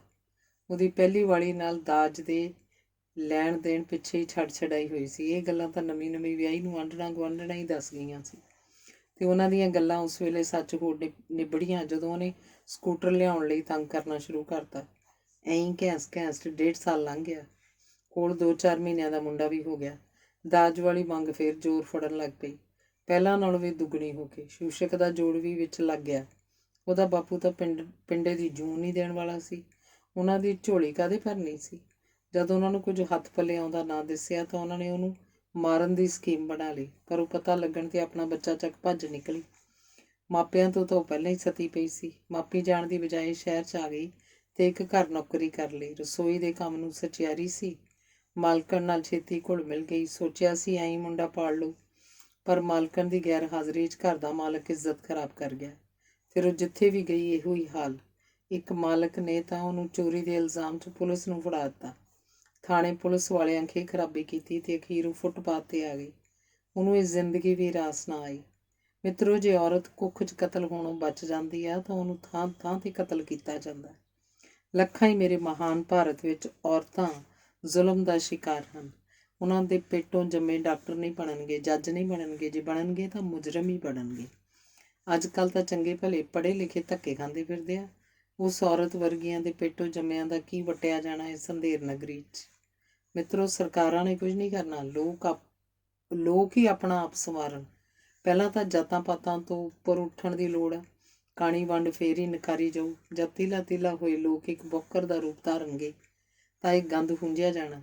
ਉਹ ਗੰਦ ਹੈ ਕਿਹੜਾ ਦੱਸਣ ਦੀ ਲੋੜ ਨਹੀਂ। ਜਿੰਨਾ ਚਿਰ ਚਰਨ ਬੋਲੀ ਗਿਆ ਸੀ, ਉਹਦੇ ਅੱਗੇ ਬੈਠੇ ਉਹਦੇ ਸਾਥੀ ਸਾਹ ਰੋਕ ਕੇ ਸੁਣਦੇ ਰਹੇ ਸਨ। ਸੂਈ ਵੀ ਥੱਲੇ ਡਿੱਗਦੀ ਤਾਂ ਖੜਕਾ ਸੁਣਦਾ। ਅੱਧੀ ਰਾਤ ਬੀਤ ਗਈ ਸੀ ਤਾਂ ਘਰੋਂ ਘਰੀ ਤੁਰ ਗਏ ਸਨ, ਹਰ ਰੋਜ਼ ਦੀ ਤਰ੍ਹਾਂ। ਜਸਬੀਰ ਦਾ ਘਰ 'ਚ ਚਲਾਇਆ ਸਕੂਲ ਵੀ ਚਰਚਾ ਦਾ ਵਿਸ਼ਾ ਬਣ ਰਿਹਾ ਸੀ। ਜਿਹੜੀਆਂ ਔਰਤਾਂ ਕੁਝ ਦਿਨ ਪਹਿਲਾਂ ਮਿਹਣੋ ਮਿਹਣੀ ਹੋ ਜਾਂਦੀਆਂ ਸਨ, ਹੁਣ ਆਉਣ ਸਾਰ ਇੱਕ ਦੂਜੇ ਨੂੰ ਸਤਿ ਸ਼੍ਰੀ ਅਕਾਲ ਬੁਲਾਉਂਦੀਆਂ, ਘਰ ਦੀ ਖੈਰ ਸੁੱਖ ਪੁੱਛਦੀਆਂ, ਫਿਰ ਆਪੋ ਆਪਣੇ ਕੰਮ ਲੱਗ ਜਾਂਦੀਆਂ। ਪੜ੍ਹਨ ਦੇ ਨਾਲ ਕਢਾਈ ਸਿਲਾਈ ਦਾ ਕੰਮ ਵੀ ਸਿਖਾਇਆ ਜਾਂਦਾ ਸੀ। 2-4 ਪਿੰਡ ਦੀਆਂ ਕੁੜੀਆਂ ਜਿਹੜੀਆਂ ਪਹਿਲਾਂ ਹੀ ਸਿਲਾਈ ਸੈਂਟਰ 'ਚ ਕੰਮ ਸਿੱਖ ਚੁੱਕੀਆਂ ਸਨ, ਉਹ ਵੀ ਜਸਬੀਰ ਦੀ ਮਦਦ ਲਈ ਨਿੱਤਰ ਆਈਆਂ। ਕੁੜੀਆਂ ਬੁੜੀਆਂ ਆਪੋ ਆਪਣੀ ਜਗ੍ਹਾ 'ਤੇ ਬੈਠੀਆਂ। ਕਰਤਾਰੇ ਕੇ ਦਰਵਾਜ਼ੇ 'ਚ ਤਿਲ ਸੁੱਟਣ ਨੂੰ ਥਾਂ ਨਹੀਂ ਸੀ। ਕੋਈ ਪੜ੍ਹ ਰਹੀ ਸੀ, ਕੋਈ ਮਸ਼ੀਨ ਗੇੜ ਰਹੀ ਸੀ, ਕੋਈ ਕਢਾਈ ਕਰ ਰਹੀ ਸੀ। ਸਾਰੀਆਂ ਆਪੋ ਆਪਣੇ ਕੰਮ ਵਿੱਚ ਮਸਤ ਸਨ ਕਿ ਬੁੜੀ ਗੁਲਾਬੋ ਆ ਗਈ। ਆਓ ਮਾਤਾ ਜੀ ਬੈਠੋ। ਜਸਬੀਰ ਨੇ ਆਪਣਾ ਮੂਹੜਾ ਛੱਡ ਦਿੱਤਾ। ਜਸਬੀਰ ਉਹਨੂੰ ਕਈ ਵਾਰ ਆਖ ਚੁੱਕੀ ਸੀ ਕਿ ਆਪਣੀ ਨੂੰਹ ਤੇ ਕੁੜੀ ਨੂੰ ਭੇਜਿਆ ਕਰੇ, ਪਰ ਗੁਲਾਬੋ ਉਤਲਾ ਟੱਪਾ ਹੀ ਸੁਣਾਉਂਦੀ ਸੀ। ਅੱਜ ਫਿਰ ਜਸਬੀਰ ਨੇ ਉਹਨਾਂ ਨੂੰ ਭੇਜ ਦੇਣ ਲਈ ਆਖਿਆ ਸੀ ਤਾਂ ਉਹ ਟੱਪ ਖਲੋਤੀ ਸੀ। ਮੈਂ ਕੀ ਕੁਰਸੀ 'ਤੇ ਬਹਿਣਾ ਹੋਇਆ, 100 ਧੰਦੇ ਕਰਨੇ ਆ ਜਾ ਕੇ। ਤੂੰ ਇਹ ਵਿਹਲੀ ਤੇ ਇਹਨਾਂ ਵਿਚਾਰੀਆਂ ਨੂੰ ਵੀ ਨਕਾਰਿਆ ਕਰ ਛੱਡਿਆ। ਇਹ ਪੜ੍ਹ ਕੇ ਕੀ ਮਸਟੇਟਣੀਆਂ ਲੱਗਣਗੀਆਂ। ਤੀਵੀਆਂ ਦਾ ਘਰ ਹੀ ਸੋਹਣੀਆਂ ਬੀਬਾ। ਨਹੀਂ ਮਾਤਾ ਜੀ, ਅੱਜ ਦੀ ਔਰਤ ਮਰਦ ਨਾਲੋਂ ਕਿਸੇ ਗੱਲੋਂ ਵੀ ਘੱਟ ਨਹੀਂ, ਨਾ ਹੀ ਪਹਿਲਾਂ ਸੀ। ਮਾਈ ਭਾਗੋ ਤੇ ਰਾਣੀ ਝਾਂਸੀ ਜਿਹੀਆਂ ਔਰਤਾਂ ਦੀ ਮਿਸਾਲ ਕਾਇਮ ਆ, ਪਰ ਫਿਰ ਵੀ ਉਹਨਾਂ ਵੇਲਿਆਂ ਨਾਲੋਂ ਤਾਂ ਅੱਜ ਦੀ ਔਰਤ ਬਹੁਤ ਜਾਗਰਤ ਹੈ। ਨਹੀਂ ਭਾਈ ਵੇ, ਮਰਦ ਹੀ ਹੋਇਆ, ਤੀਵੀਂ ਮਾਨੀ ਉਹਦੀ ਕੀ ਬਰਾਬਰੀ ਕਰੂ। ਤੀਵੀਂ ਤਾਂ ਪੈਰ ਦੀ ਜੁੱਤੀ ਹੁੰਦੀ ਆ ਭਾਈ, ਮਰਦ ਦੀ ਜਿਹੜੀ ਅਸਲ ਗੱਲ ਆ। ਮਾਤਾ ਜੀ, ਤੁਸੀਂ ਆਪ ਹੀ ਮਰਦ ਦੀ ਪੈਰ ਦੀ ਜੁੱਤੀ ਬਣਨ ਲਈ ਤਿਆਰ ਹੋ ਤਾਂ ਮਾੜੀ ਗੱਲ ਆ। ਤੁਹਾਡੀਆਂ ਇਹਨਾਂ ਗੱਲਾਂ ਨਾਲ ਛੋਟੀਆਂ ਛੋਟੀਆਂ ਬੱਚੀਆਂ 'ਤੇ ਬਹੁਤ ਅਸਰ ਪੈਂਦਾ, ਜਿਵੇਂ ਤੁਹਾਡੇ 'ਤੇ ਤੁਹਾਡੇ ਵੱਡਿਆਂ 'ਤੇ ਨੇ ਪਾਇਆ ਹੋਊ। ਤੁਸੀਂ ਆਪਣੀ ਸ਼ਕਤੀ 'ਤੇ ਆਪ ਕੁਹਾੜਾ ਚਲਾ ਰਹੀਆਂ ਹੋ। ਜਸਬੀਰ ਉਸ ਨਾਲ ਕਿੰਨਾ ਚਿਰ ਮੱਥਾ ਮਾਰਦੀ ਰਹੀ, ਪਰ ਗੁਲਾਬੋ ਤਾਂ ਉਹ ਥੰਦਾ ਘੜਾ ਸੀ ਜਿਹਤੇ ਪਾਣੀ ਅਸਰ ਨਹੀਂ ਕਰਦਾ ਸੀ। ਪਰ ਜਸਬੀਰ ਇਹਨਾਂ ਥੰਦਿਆਂ ਘੜਿਆਂ 'ਤੇ ਪਾਣੀ ਠੱਲਣ ਦੀ ਸਹੁੰ ਖਾ ਰਹੀ ਸੀ। ਸੰਤੋ ਰੋਟੀ ਪਕਾ ਰਹੀ ਸੀ। ਜਸਬੀਰ ਵੀ ਚੌਂਤਰੇ 'ਚ ਕੋਈ ਕੰਮ ਕਰ ਰਹੀ ਸੀ। ਚਰਨ ਬਾਹਰੋਂ ਆਉਂਦਾ ਚੁੱਲ੍ਹੇ ਮੂਹਰੇ ਬੈਠ ਗਿਆ। ਉਹ ਕਾਫੀ ਉਦਾਸ ਸੀ। ਨਾਲ ਦੇ ਪਿੰਡ ਅੱਜ ਇੱਕ ਪੁੱਛਾਂ ਦੇਣ ਵਾਲੇ ਸਾਧ ਨੇ ਚਿਮਟਿਆਂ ਨਾਲ ਕੁੱਟ-ਕੁੱਟ ਕੁੜੀ ਮਾਰ ਦਿੱਤੀ ਸੀ ਤੇ ਸਾਧ ਭੱਜ ਗਿਆ ਸੀ। ਲਾਸ਼ ਪੁਲਿਸ ਲੈ ਗਈ ਸੀ ਤੇ ਅਜੇ ਪੋਸਟਮਾਰਟਮ ਨਹੀਂ ਹੋਇਆ ਸੀ। ਕੁੜੀ ਤੱਤੇ ਚਿਮਟੇ ਮਾਰ-ਮਾਰ ਮਾਰੀ ਗਈ ਸੀ। ਘਰ ਦੇ ਮੈਂਬਰ ਕੋਲ ਖੜੇ ਤਮਾਸ਼ਾ ਵੇਖਦੇ ਰਹੇ ਸਨ। ਉਹਨਾਂ ਜੱਬਲਾਂ ਭਾਣੇ ਚੀਕਾਂ ਕੋਈ ਭੂਤ ਪ੍ਰੇਤ ਮਾਰ ਰਿਹਾ ਸੀ। ਪਿੰਡ ਦੇ ਕਈ ਸਿਆਣੇ ਬੰਦੇ ਚਰਨ ਨੇ ਗੱਲਾਂ ਕਰਦੇ ਸੁਣੇ ਸਨ। ਕੁੜੀ ਦੀ ਉਮਰ 40 ਤੋਂ ਉੱਪਰ ਸੀ। ਮਾਪਿਆਂ ਵਿਆਹ ਦਾ ਨਾਂ ਨਹੀਂ ਲਿਆ ਸੀ। ਜਦ ਦੌਰੇ ਪੈਣ ਲੱਗੇ ਸਨ ਤਾਂ ਡਾਕਟਰਾਂ ਇੱਕੋ ਸਲਾਹ ਦਿੱਤੀ ਸੀ ਕਿ ਕੁੜੀ ਵਿਆਹ ਦਿਓ, ਠੀਕ ਹੋ ਜਾਓ। ਪਰ ਕਮਲਾ ਲਾਣਾ ਚੇਲਿਆਂ ਚਪਾਟਿਆਂ ਵੱਲ ਤੁਰ ਪਿਆ ਸੀ। ਹੋ ਗਿਆ ਸੰਸਕਾਰ? ਜਸਬੀਰ ਨੇ ਪੁੱਛਿਆ। ਕਾਹਨੂੰ, ਅਜੇ ਤਾਂ ਸ਼ਹਿਰੋਂ ਲਾਸ਼ ਹੀ ਨਹੀਂ ਆਈ। ਹੁਣ ਤਾਂ ਕੱਲ੍ਹ ਨੂੰ ਹੀ ਹੋਊ। ਚਰਨ ਬੋਲਿਆ। ਠੰਡ ਕਾਫੀ ਪੈਣ ਲੱਗ ਪਈ ਸੀ। ਚਰਨ ਨੂੰ ਚੁੱਲ੍ਹੇ ਦੇ ਸੇਕ ਨਾਲ ਰਾਹਤ ਮਿਲੀ ਸੀ। ਇਹਨਾਂ ਪੁੱਛਾਂ ਦੇਣ ਵਾਲਿਆਂ ਨੂੰ ਸਰਕਾਰਾਂ ਨੱਥ ਕਿਉਂ ਨਹੀਂ ਪਾਉਂਦੀਆਂ? ਆਏ ਦਿਨ ਇਹੋ ਜਿਹੀਆਂ ਘਟਨਾਵਾਂ ਵਾਪਰਦੀਆਂ। ਜਸਵੀਰ ਚਰਨ ਨੂੰ ਰੋਟੀ ਥਾਲੀ 'ਚ ਪਰੋਸਣ ਲੱਗ ਪਈ ਸੀ। ਲੋਕ ਭੇਡਾਂ ਵਾਂਗ ਹੋਣਗੇ, ਇੱਕ ਦੂਜੇ ਦੇ ਮਗਰ ਲੱਗਣ ਵਾਲੇ। ਸਰਕਾਰਾਂ ਨੂੰ ਫੇਰ ਹੀ ਫਾਇਦਾ ਹੋਊ। ਸਿਆਣੇ ਲੋਕ ਰਾਜਨੀਤਿਕ ਲੋਕਾਂ ਦੇ ਕੰਮ ਦੇ ਨਹੀਂ ਹੁੰਦੇ। ਉਹਨਾਂ ਤੋਂ ਤਾਂ ਸਰਕਾਰਾਂ ਨੂੰ ਖਤਰਾ ਹੁੰਦਾ। ਅੰਧ ਵਿਸ਼ਵਾਸ 'ਚ ਫਸੇ ਲੋਕ ਹੀ ਡੇਰੇ ਡੱਪਿਆਂ 'ਤੇ ਜਾਣਗੇ। ਫਿਰ ਡੇਰੇ ਚਲਾਉਣ ਵਾਲੇ ਲੋਕ ਹੀ ਤੈਅ ਕਰਨਗੇ ਕਿ ਉਹਨਾਂ ਦੀ ਵੋਟ ਕਿੱਧਰ ਜਾਣੀ ਹੈ। ਨਾਲੇ ਲੀਡਰ ਲੋਕ ਤਾਂ ਆਪ ਪੰਡਤ ਪਾਂਧਿਆਂ ਅੱਗੇ ਨੱਕ ਰਗੜਦੇ ਵੇਖਿਆ। ਚਰਨ ਨੇ ਆਖਿਆ। ਫਿਰ ਉਹਨਾਂ ਗੱਲਾਂ ਦਾ ਟੌਪਿਕ ਬਦਲ ਗਿਆ। ਚਰਨ ਰੋਟੀ ਖਾ ਹੱਥ ਧੋ ਸਾਫੇ ਨਾਲ ਪੂੰਝਦਾ ਬੋਲਿਆ, ਜਸਵੀਰ ਤੇਰਾ ਸਕੂਲ ਕਿਵੇਂ ਆ? ਬਿਲਕੁਲ 16 ਆਨੇ। ਮੇਰੀਆਂ ਸਹੇਲੀਆਂ ਬਹੁਤ ਚੰਗੀ ਤਰ੍ਹਾਂ ਪੜ੍ਹ ਲਿਖ ਸਕਦੀਆਂ। ਉਹਨਾਂ ਨੂੰ ਬੈਠਣ ਉੱਠਣ ਬੋਲਣ ਚਾਲਣ ਦੀ ਜਾਚ ਆ ਗਈ ਆ। ਜਸਵੀਰ ਨੇ ਆ ਕੇ ਸੰਤੋ ਨੂੰ ਪੁੱਛਿਆ, ਭੂਆ ਜੀ ਤੁਸੀਂ ਵੀ ਰੋਟੀ ਖਾ ਲਓ, ਮੈਂ ਥੱਪ ਦਿੰਦੀ ਹਾਂ ਜਿਹੜੀਆਂ 4 ਹੈ। ਕਾਹਨੂੰ ਪੁੱਤ ਤੂੰ ਖਾ ਲੈ, ਮੈਂ ਪਕਾਈ ਰਹੀ ਹਾਂ। ਚੰਗੀ ਗੱਲ ਹੈ ਜਸਵੀਰ, ਤੂੰ ਮਿਹਨਤ ਵੀ ਬਹੁਤ ਕਰਦੀ ਹੈ। ਚਰਨ ਨੇ ਹੌਸਲਾ ਅਫਜ਼ਾਈ ਕੀਤੀ। ਚਰਨ ਜੀ, ਜੇ ਸਰਕਾਰਾਂ ਇਸ ਪਾਸੇ ਧਿਆਨ ਦੇਣ ਕਾਇਆ ਕਲਪ ਹੋ ਸਕਦੀ ਹੈ। ਕੋਈ ਅਨਪੜ੍ਹ ਨਾ ਰਹੇ। ਸਰਕਾਰਾਂ ਕਾਗਜ਼ਾਂ 'ਚ ਤਾਂ ਬਥੇਰਾ ਕੁਝ ਕਰੀ ਜਾਂਦੀਆਂ, ਪਰ ਅਸਲ ਤੋਂ ਕੋਹਾਂ ਦੂਰ ਆ। ਹੇਠੋਂ ਲੈ ਕੇ ਉੱਤੋਂ ਤੱਕ ਲੁੱਟੂ ਟੋਲੇ ਬੈਠੇ ਆ। ਜੇ ਉਹ ਹਾਲ ਰਿਹਾ ਤਾਂ ਆਉਣ ਵਾਲੇ ਕੁਝ ਸਾਲਾਂ 'ਚ ਸਰਕਾਰੀ ਸਕੂਲਾਂ ਨੂੰ ਸੰਤਾਪ ਝੱਲਣਾ ਪਊ। ਇਹ ਮੇਰਾ ਅਨੁਮਾਨ ਆ। ਪ੍ਰਾਈਵੇਟ ਸਕੂਲ ਖੁੰਭਾਂ ਵਾਂਗ ਨਿਕਲਣਗੇ। ਚਰਨ ਨੇ ਆਉਣ ਵਾਲੇ ਸਮੇਂ 'ਤੇ ਝੋਰਾ ਕੀਤਾ। ਵੇ ਪੁੱਤ, ਪਹਿਲਾਂ ਤਾਂ ਕੋਈ ਨਾ ਪੜ੍ਹਿਆ ਕਰੇ। ਉਹ ਤਾਂ ਭਾਈ ਚੂਲੀਆਂ ਮਾਰਨ 'ਤੇ ਲੱਗੀਆਂ ਰਿਹਾ ਕਰਨ। ਕਈ ਤਾਂ ਗੁੱਤੋਂ ਗੁੱਤੀ ਵੀ ਹੋਈਆਂ। ਕਾਲੇ ਬੁੱਲਾਂ ਵਾਲੀ ਦੇਬੂ ਦੀ ਸੁਣ ਲੈ। ਭਾਈ ਮੈਂ ਤਾਂ ਨਹੀਂ ਜਾਣਦੀ ਖੌਣੀ ਕਿਹਦੀ ਕੁੜੀ ਸੀ। ਉਸ ਵਿਚਾਰੀ ਦੇ ਕੱਢ ਚਪੇੜ ਮਾਰੀ। ਮੈਂ ਤਾਂ ਭਾਈ ਤੈਥੋਂ ਚੋਰੀ ਉਦੋਂ ਬਥੇਰਾ ਵੀਰੀ ਨੂੰ ਆਖਿਆ ਕਰਾਂ, ਪੁੱਤ ਛੱਡ ਪਰਾਂ, ਕਿਉਂ ਇਹਨਾਂ ਡੰਗਰਾਂ ਨਾਲ ਮੱਥਾ ਮਾਰਨ ਡਈ ਆ। ਪਰ ਵੀਰੀ ਅੱਗੋਂ ਹੱਸ ਪਿਆ ਕਰੇ। ਇਹਨੇ ਤਾਂ ਭਾਈ ਸੱਚਮੁੱਚ ਹੀ ਡੰਗਰਾਂ ਦੀਆਂ ਬੁੱਧਾਂ ਬਦਲਤੀਆਂ। ਸੰਤੋ ਨੇ ਵੀ ਆਖਰੀ ਰੋਟੀ ਤਵੇ 'ਤੇ ਪਾਉਂਦਿਆਂ ਚਲਦੀ ਗੱਲ 'ਚ ਆਪਣਾ ਹਿੱਸਾ ਪਾਇਆ। ਉਹ ਵੀ ਕਾਇਦਾ ਪੜ੍ਹ ਪਹਿਲੀ ਪੱਕੀ ਦੀ ਕਿਤਾਬ ਨੂੰ ਰਗੜਾ ਲਾ ਚੁੱਕੀ ਸੀ। ਲੋਕਾਂ ਨੂੰ ਤਾਂ ਬੰਦੇ ਬਣਾਈ ਜਾਂਦਾ ਹੈ। ਮੈਨੂੰ ਵੀ 4 ਅੱਖਰ ਸਿਖਾ ਛੱਡ, ਕਰਤਾਰੇ ਨੇ ਆਣ ਸਿਖਾਇਆ। ਤਾਇਆ ਤੈਨੂੰ ਪੰਜਾਬੀ ਚੰਗੀ ਤਰ੍ਹਾਂ ਪੜ੍ਹਨੀ ਆਉਂਦੀ ਆ, ਉਹ ਕਰਿਆ ਕਰ। ਘਰੇ ਕੋਈ ਨਾ ਕੋਈ ਕਿਤਾਬ ਪੜ੍ਹਦਾ ਰਿਹਾ ਕਰ। ਮੈਂ ਅਖਬਾਰ ਆਖਿਆ। ਟਾਂਗੇ ਵਾਲੇ ਨੂੰ ਉਹ ਆਉਂਦਾ ਸ਼ਾਮੀ ਲਈ ਆਇਆ ਕਰੂ। ਚਰਨ ਨੇ ਆਖਿਆ। ਮੈਂ ਧਰਮਸ਼ਾਲਾ 'ਚ ਜਾਊਂ ਫੇਰ ਕੀ ਆ। ਅਸਲ 'ਚ ਕਰਤਾਰਾ ਵੀ ਧਰਮਸ਼ਾਲਾ 'ਚ ਰੌਣਕ ਮੇਲਾ ਵੇਖਣਾ ਚਾਹੁੰਦਾ ਸੀ। ਲੈ ਤੂੰ ਜ਼ਰੂਰ ਉੱਥੇ ਮੁੰਡੇ ਖੁੰਡਿਆਂ ਚੜ੍ਹ ਕੇ ਬਹਿਣਾ। ਸੰਤੋ ਬੋਲੀ। ਮੁੰਡੇ ਖੁੰਡੇ ਕਿਉਂ ਆ? ਮੈਥੋਂ ਵੀ ਬੁੜੇ ਆਉਂਦੇ ਆ। ਨਾਲੇ ਤੂੰ ਨਹੀਂ ਕੁੜੀਆਂ ਚਿੜੀਆਂ ਚੜ੍ਹ ਕੇ ਬਹਿੰਦੀ। ਕਰਤਾਰਾ ਹੱਸ ਵੀ ਪਿਆ। ਲੈ ਮੈਂ ਫਿਰ ਘਰੋਂ ਕਿੱਧਰ ਜਾ ਵੜਾਂ? ਇਹ ਗੱਲ ਨਹੀਂ ਤਾਈ ਜੀ, ਅੜ ਕੇ ਬਹਿਣ ਵਾਲੀ ਜਾਂ ਨਾਲ ਬਹਿਣ ਵਾਲੀ। ਗੱਲ ਇਹ ਹੈ ਅਸਲ 'ਚ ਮੈਂ ਰਾਤ ਨੂੰ ਧਰਮਸ਼ਾਲਾ 'ਚ ਅੱਧੀ ਰਾਤ ਨੂੰ ਆਉਣਾ। ਤਾਏ ਦਾ ਘਰੇ ਹੋਣਾ ਜ਼ਰੂਰੀ ਹੈ। ਸੋਹਣ ਹਲਕਿਆ ਫਿਰਦਾ, ਕੁਝ ਵੀ ਹੋ ਸਕਦਾ। ਮੈਂ ਨਹੀਂ ਚਾਹੁੰਦਾ ਕਿਸੇ ਅਣਗਹਿਲੀ ਨਾਲ ਕੋਈ ਵੱਡਾ ਹਾਦਸਾ ਵਾਪਰੇ। ਚਰਨ ਨੇ ਆਖਿਆ। ਸੋਹਣ ਕਈ ਵਾਰ ਜਸਵੀਰ ਨੂੰ ਸੁਣਾ ਕੇ ਅਪਸ਼ਬਦ ਬੋਲ ਚੁੱਕਾ ਸੀ, ਪਰ ਚਰਨ ਉਹਦੀ ਭਕਾਈ ਸਮਝ ਸਬਰ ਕਰੀ ਆਉਂਦਾ ਸੀ। ਕਰਤਾਰੇ ਨੇ ਚਰਨ ਦੀ ਗੱਲ ਸਮਝ ਸਿਰ ਹਿਲਾ ਦਿੱਤਾ ਤੇ ਫਿਰ ਬੋਲਿਆ, ਇੱਕ ਗੱਲ ਆ ਚਰਨ ਪੁੱਤਰਾ, ਆਪਣਾ ਮੁਲਕ ਬਹੁਤ ਵੱਡਾ ਹੈ। ਇਹ ਇਕੱਲੇ ਕਹਿਰੇ ਬੰਦੇ ਦਾ ਕੰਮ ਨਹੀਂ ਜੋ ਤੂੰ ਵਿੱਢੀ ਬੈਠਾ। ਤਾਂ ਉਹ ਇੱਕ ਪਹਿਲ ਕਰ ਦੇਵੇ ਤਾਂ ਕਾਫਲੇ ਬਣ ਜਾਂਦੇ ਆ। ਬੂੰਦ ਬੂੰਦ ਨਾਲ ਤਲਾਅ ਭਰਦੇ ਆ। ਕੁਝ ਆਦਮੀ ਆਪਣਾ ਨਿੱਜ ਤਿਆਗ ਤੁਰ ਪੈਣ, ਯੁੱਗ ਪਲਟਾ ਸਕਦੇ ਆ, ਪਲਟਾਉਂਦੇ ਵੀ ਰਹੇ ਆ। ਮੈਂ ਤਾਂ ਇਹ ਧਾਰੀ ਆ। ਮੈਂ ਤੇ ਜਸਵੀਰ ਨੇ ਜਿੰਨਾ ਹੋ ਸਕਿਆ ਆਪਣੇ ਆਪ ਨੂੰ ਲੋਕਾਂ ਦੇ ਲੇਖੇ ਲਾ ਦੇਣਾ। ਅਸੀਂ ਇੱਕੋ ਬੱਚਾ ਲੈਣਾ, ਮੁੰਡਾ ਹੋਵੇ ਚਾਹੇ ਕੁੜੀ। ਆਪਣੇ ਰੁਜ਼ਗਾਰ ਲਈ ਰੱਖ ਜੋ ਵੀ ਪੈਸਾ ਹੋਊ ਲੋਕ ਭਲਾਈ ਹਿੱਤ ਵਰਤਣਾ। ਦਾਜ ਲੈਣ ਦੇਣ ਦੀ ਪ੍ਰਥਾ ਨੂੰ ਲੈ ਕੇ ਜਿੰਨਾ ਹੋ ਸਕਿਆ ਪ੍ਰਚਾਰ ਕਰਨਾ। ਮਰਨੇ ਪਰਨੇ 'ਤੇ ਕੀਤਾ ਜਾ ਰਹੇ ਖਰਚਿਆਂ ਨੂੰ ਨਕਾਰਨਾ ਹੈ ਤੇ ਇਹ ਕੰਮ ਆਪਣੇ ਪਿੰਡ ਤੋਂ ਹੀ ਸ਼ੁਰੂ ਹੋਊ। ਆਪਣੇ ਇਸ ਕਾਰਜ 'ਚ ਮੈਂ ਆਂਢ ਗੁਆਂਢ ਦੇ 2-4 ਪਿੰਡ ਵੀ ਸੁਧਾਰਨ 'ਚ ਕਾਮਯਾਬ ਹੋ ਗਿਆ। ਆਪਣੇ ਆਪ ਨੂੰ ਧੰਨ ਸਮਝੋ। ਕੁਝ ਦਿਨ ਹੀ ਪਹਿਲਾਂ ਆਪਣੇ ਜੂਪੇ ਕਾ ਬੁੜਾ ਮਰਿਆ ਨਾ, ਉਹਨੂੰ ਪਿੰਡ ਵਾਲਿਆਂ ਵੀ ਤੇ ਸਕੀਰੀਆਂ ਵਾਲੇ ਵੀ ਜ਼ੋਰ ਪਾਈ ਆਉਂਦੇ ਆ ਕਿ ਬੁੜੇ ਦਾ ਮਰਨਾ ਕਰ। ਉਹ ਮੇਰੇ ਕੋਲ ਵਿਚਾਰਾ ਬਿਰ ਕਰਦਾ ਗਿਆ। ਫਸਲ ਉਹਦੀ ਹੋਈ ਨਹੀਂ, ਸੇਮ ਮਾਰ ਗਈ। ਹਾੜੀ ਦੀ ਵੀ ਅੱਗੇ ਉਮੀਦ ਕੋਈ ਨਹੀਂ। ਖੇਤ 'ਚੋਂ ਪਾਣੀ ਨਹੀਂ ਸੁੱਕਦਾ ਦਿੰਦਾ। ਉਰੇ ਕਿਵੇਂ ਨਿਕਲਣਗੇ? ਸਾਲ ਪਹਿਲਾਂ ਕੁੜੀ ਵਿਆਹ ਕੇ ਹਟਿਆ। ਪਹਿਲਾਂ ਹੀ ਪੰਡ ਕਰਜ਼ੇ ਦੀ ਚੁੱਕ ਕੇ ਲਾਈ। ਹੁਣ ਉਹ ਮਰਨੇ 'ਤੇ ਪੈਸੇ ਕਿੱਥੋਂ ਲਾਵੇ? ਕੁੜੀਆਂ ਰੌਲਾ ਪਾਈ ਬੈਠੀਆਂ, ਜੇ ਵੱਡਾ ਨਾ ਕੀਤਾ ਸਾਡੀ ਟੁੱਟ ਨਖੁੱਟ। ਪਿੰਡ ਵਾਲੇ ਕਹਿੰਦੇ ਆ ਸਾਥੋਂ ਖਾਂਦਾ ਰਿਹਾ ਖੁਆ। ਹੁਣ ਮੂੰਹ ਨਕੋਣ ਨੂੰ ਫਿਰਦਾ। ਚਰਨ ਨੇ ਦੱਸਿਆ। ਫਿਰ ਹੁਣ ਕਰਤਾਰਾ ਸੋਚੀ ਪੈ ਗਿਆ।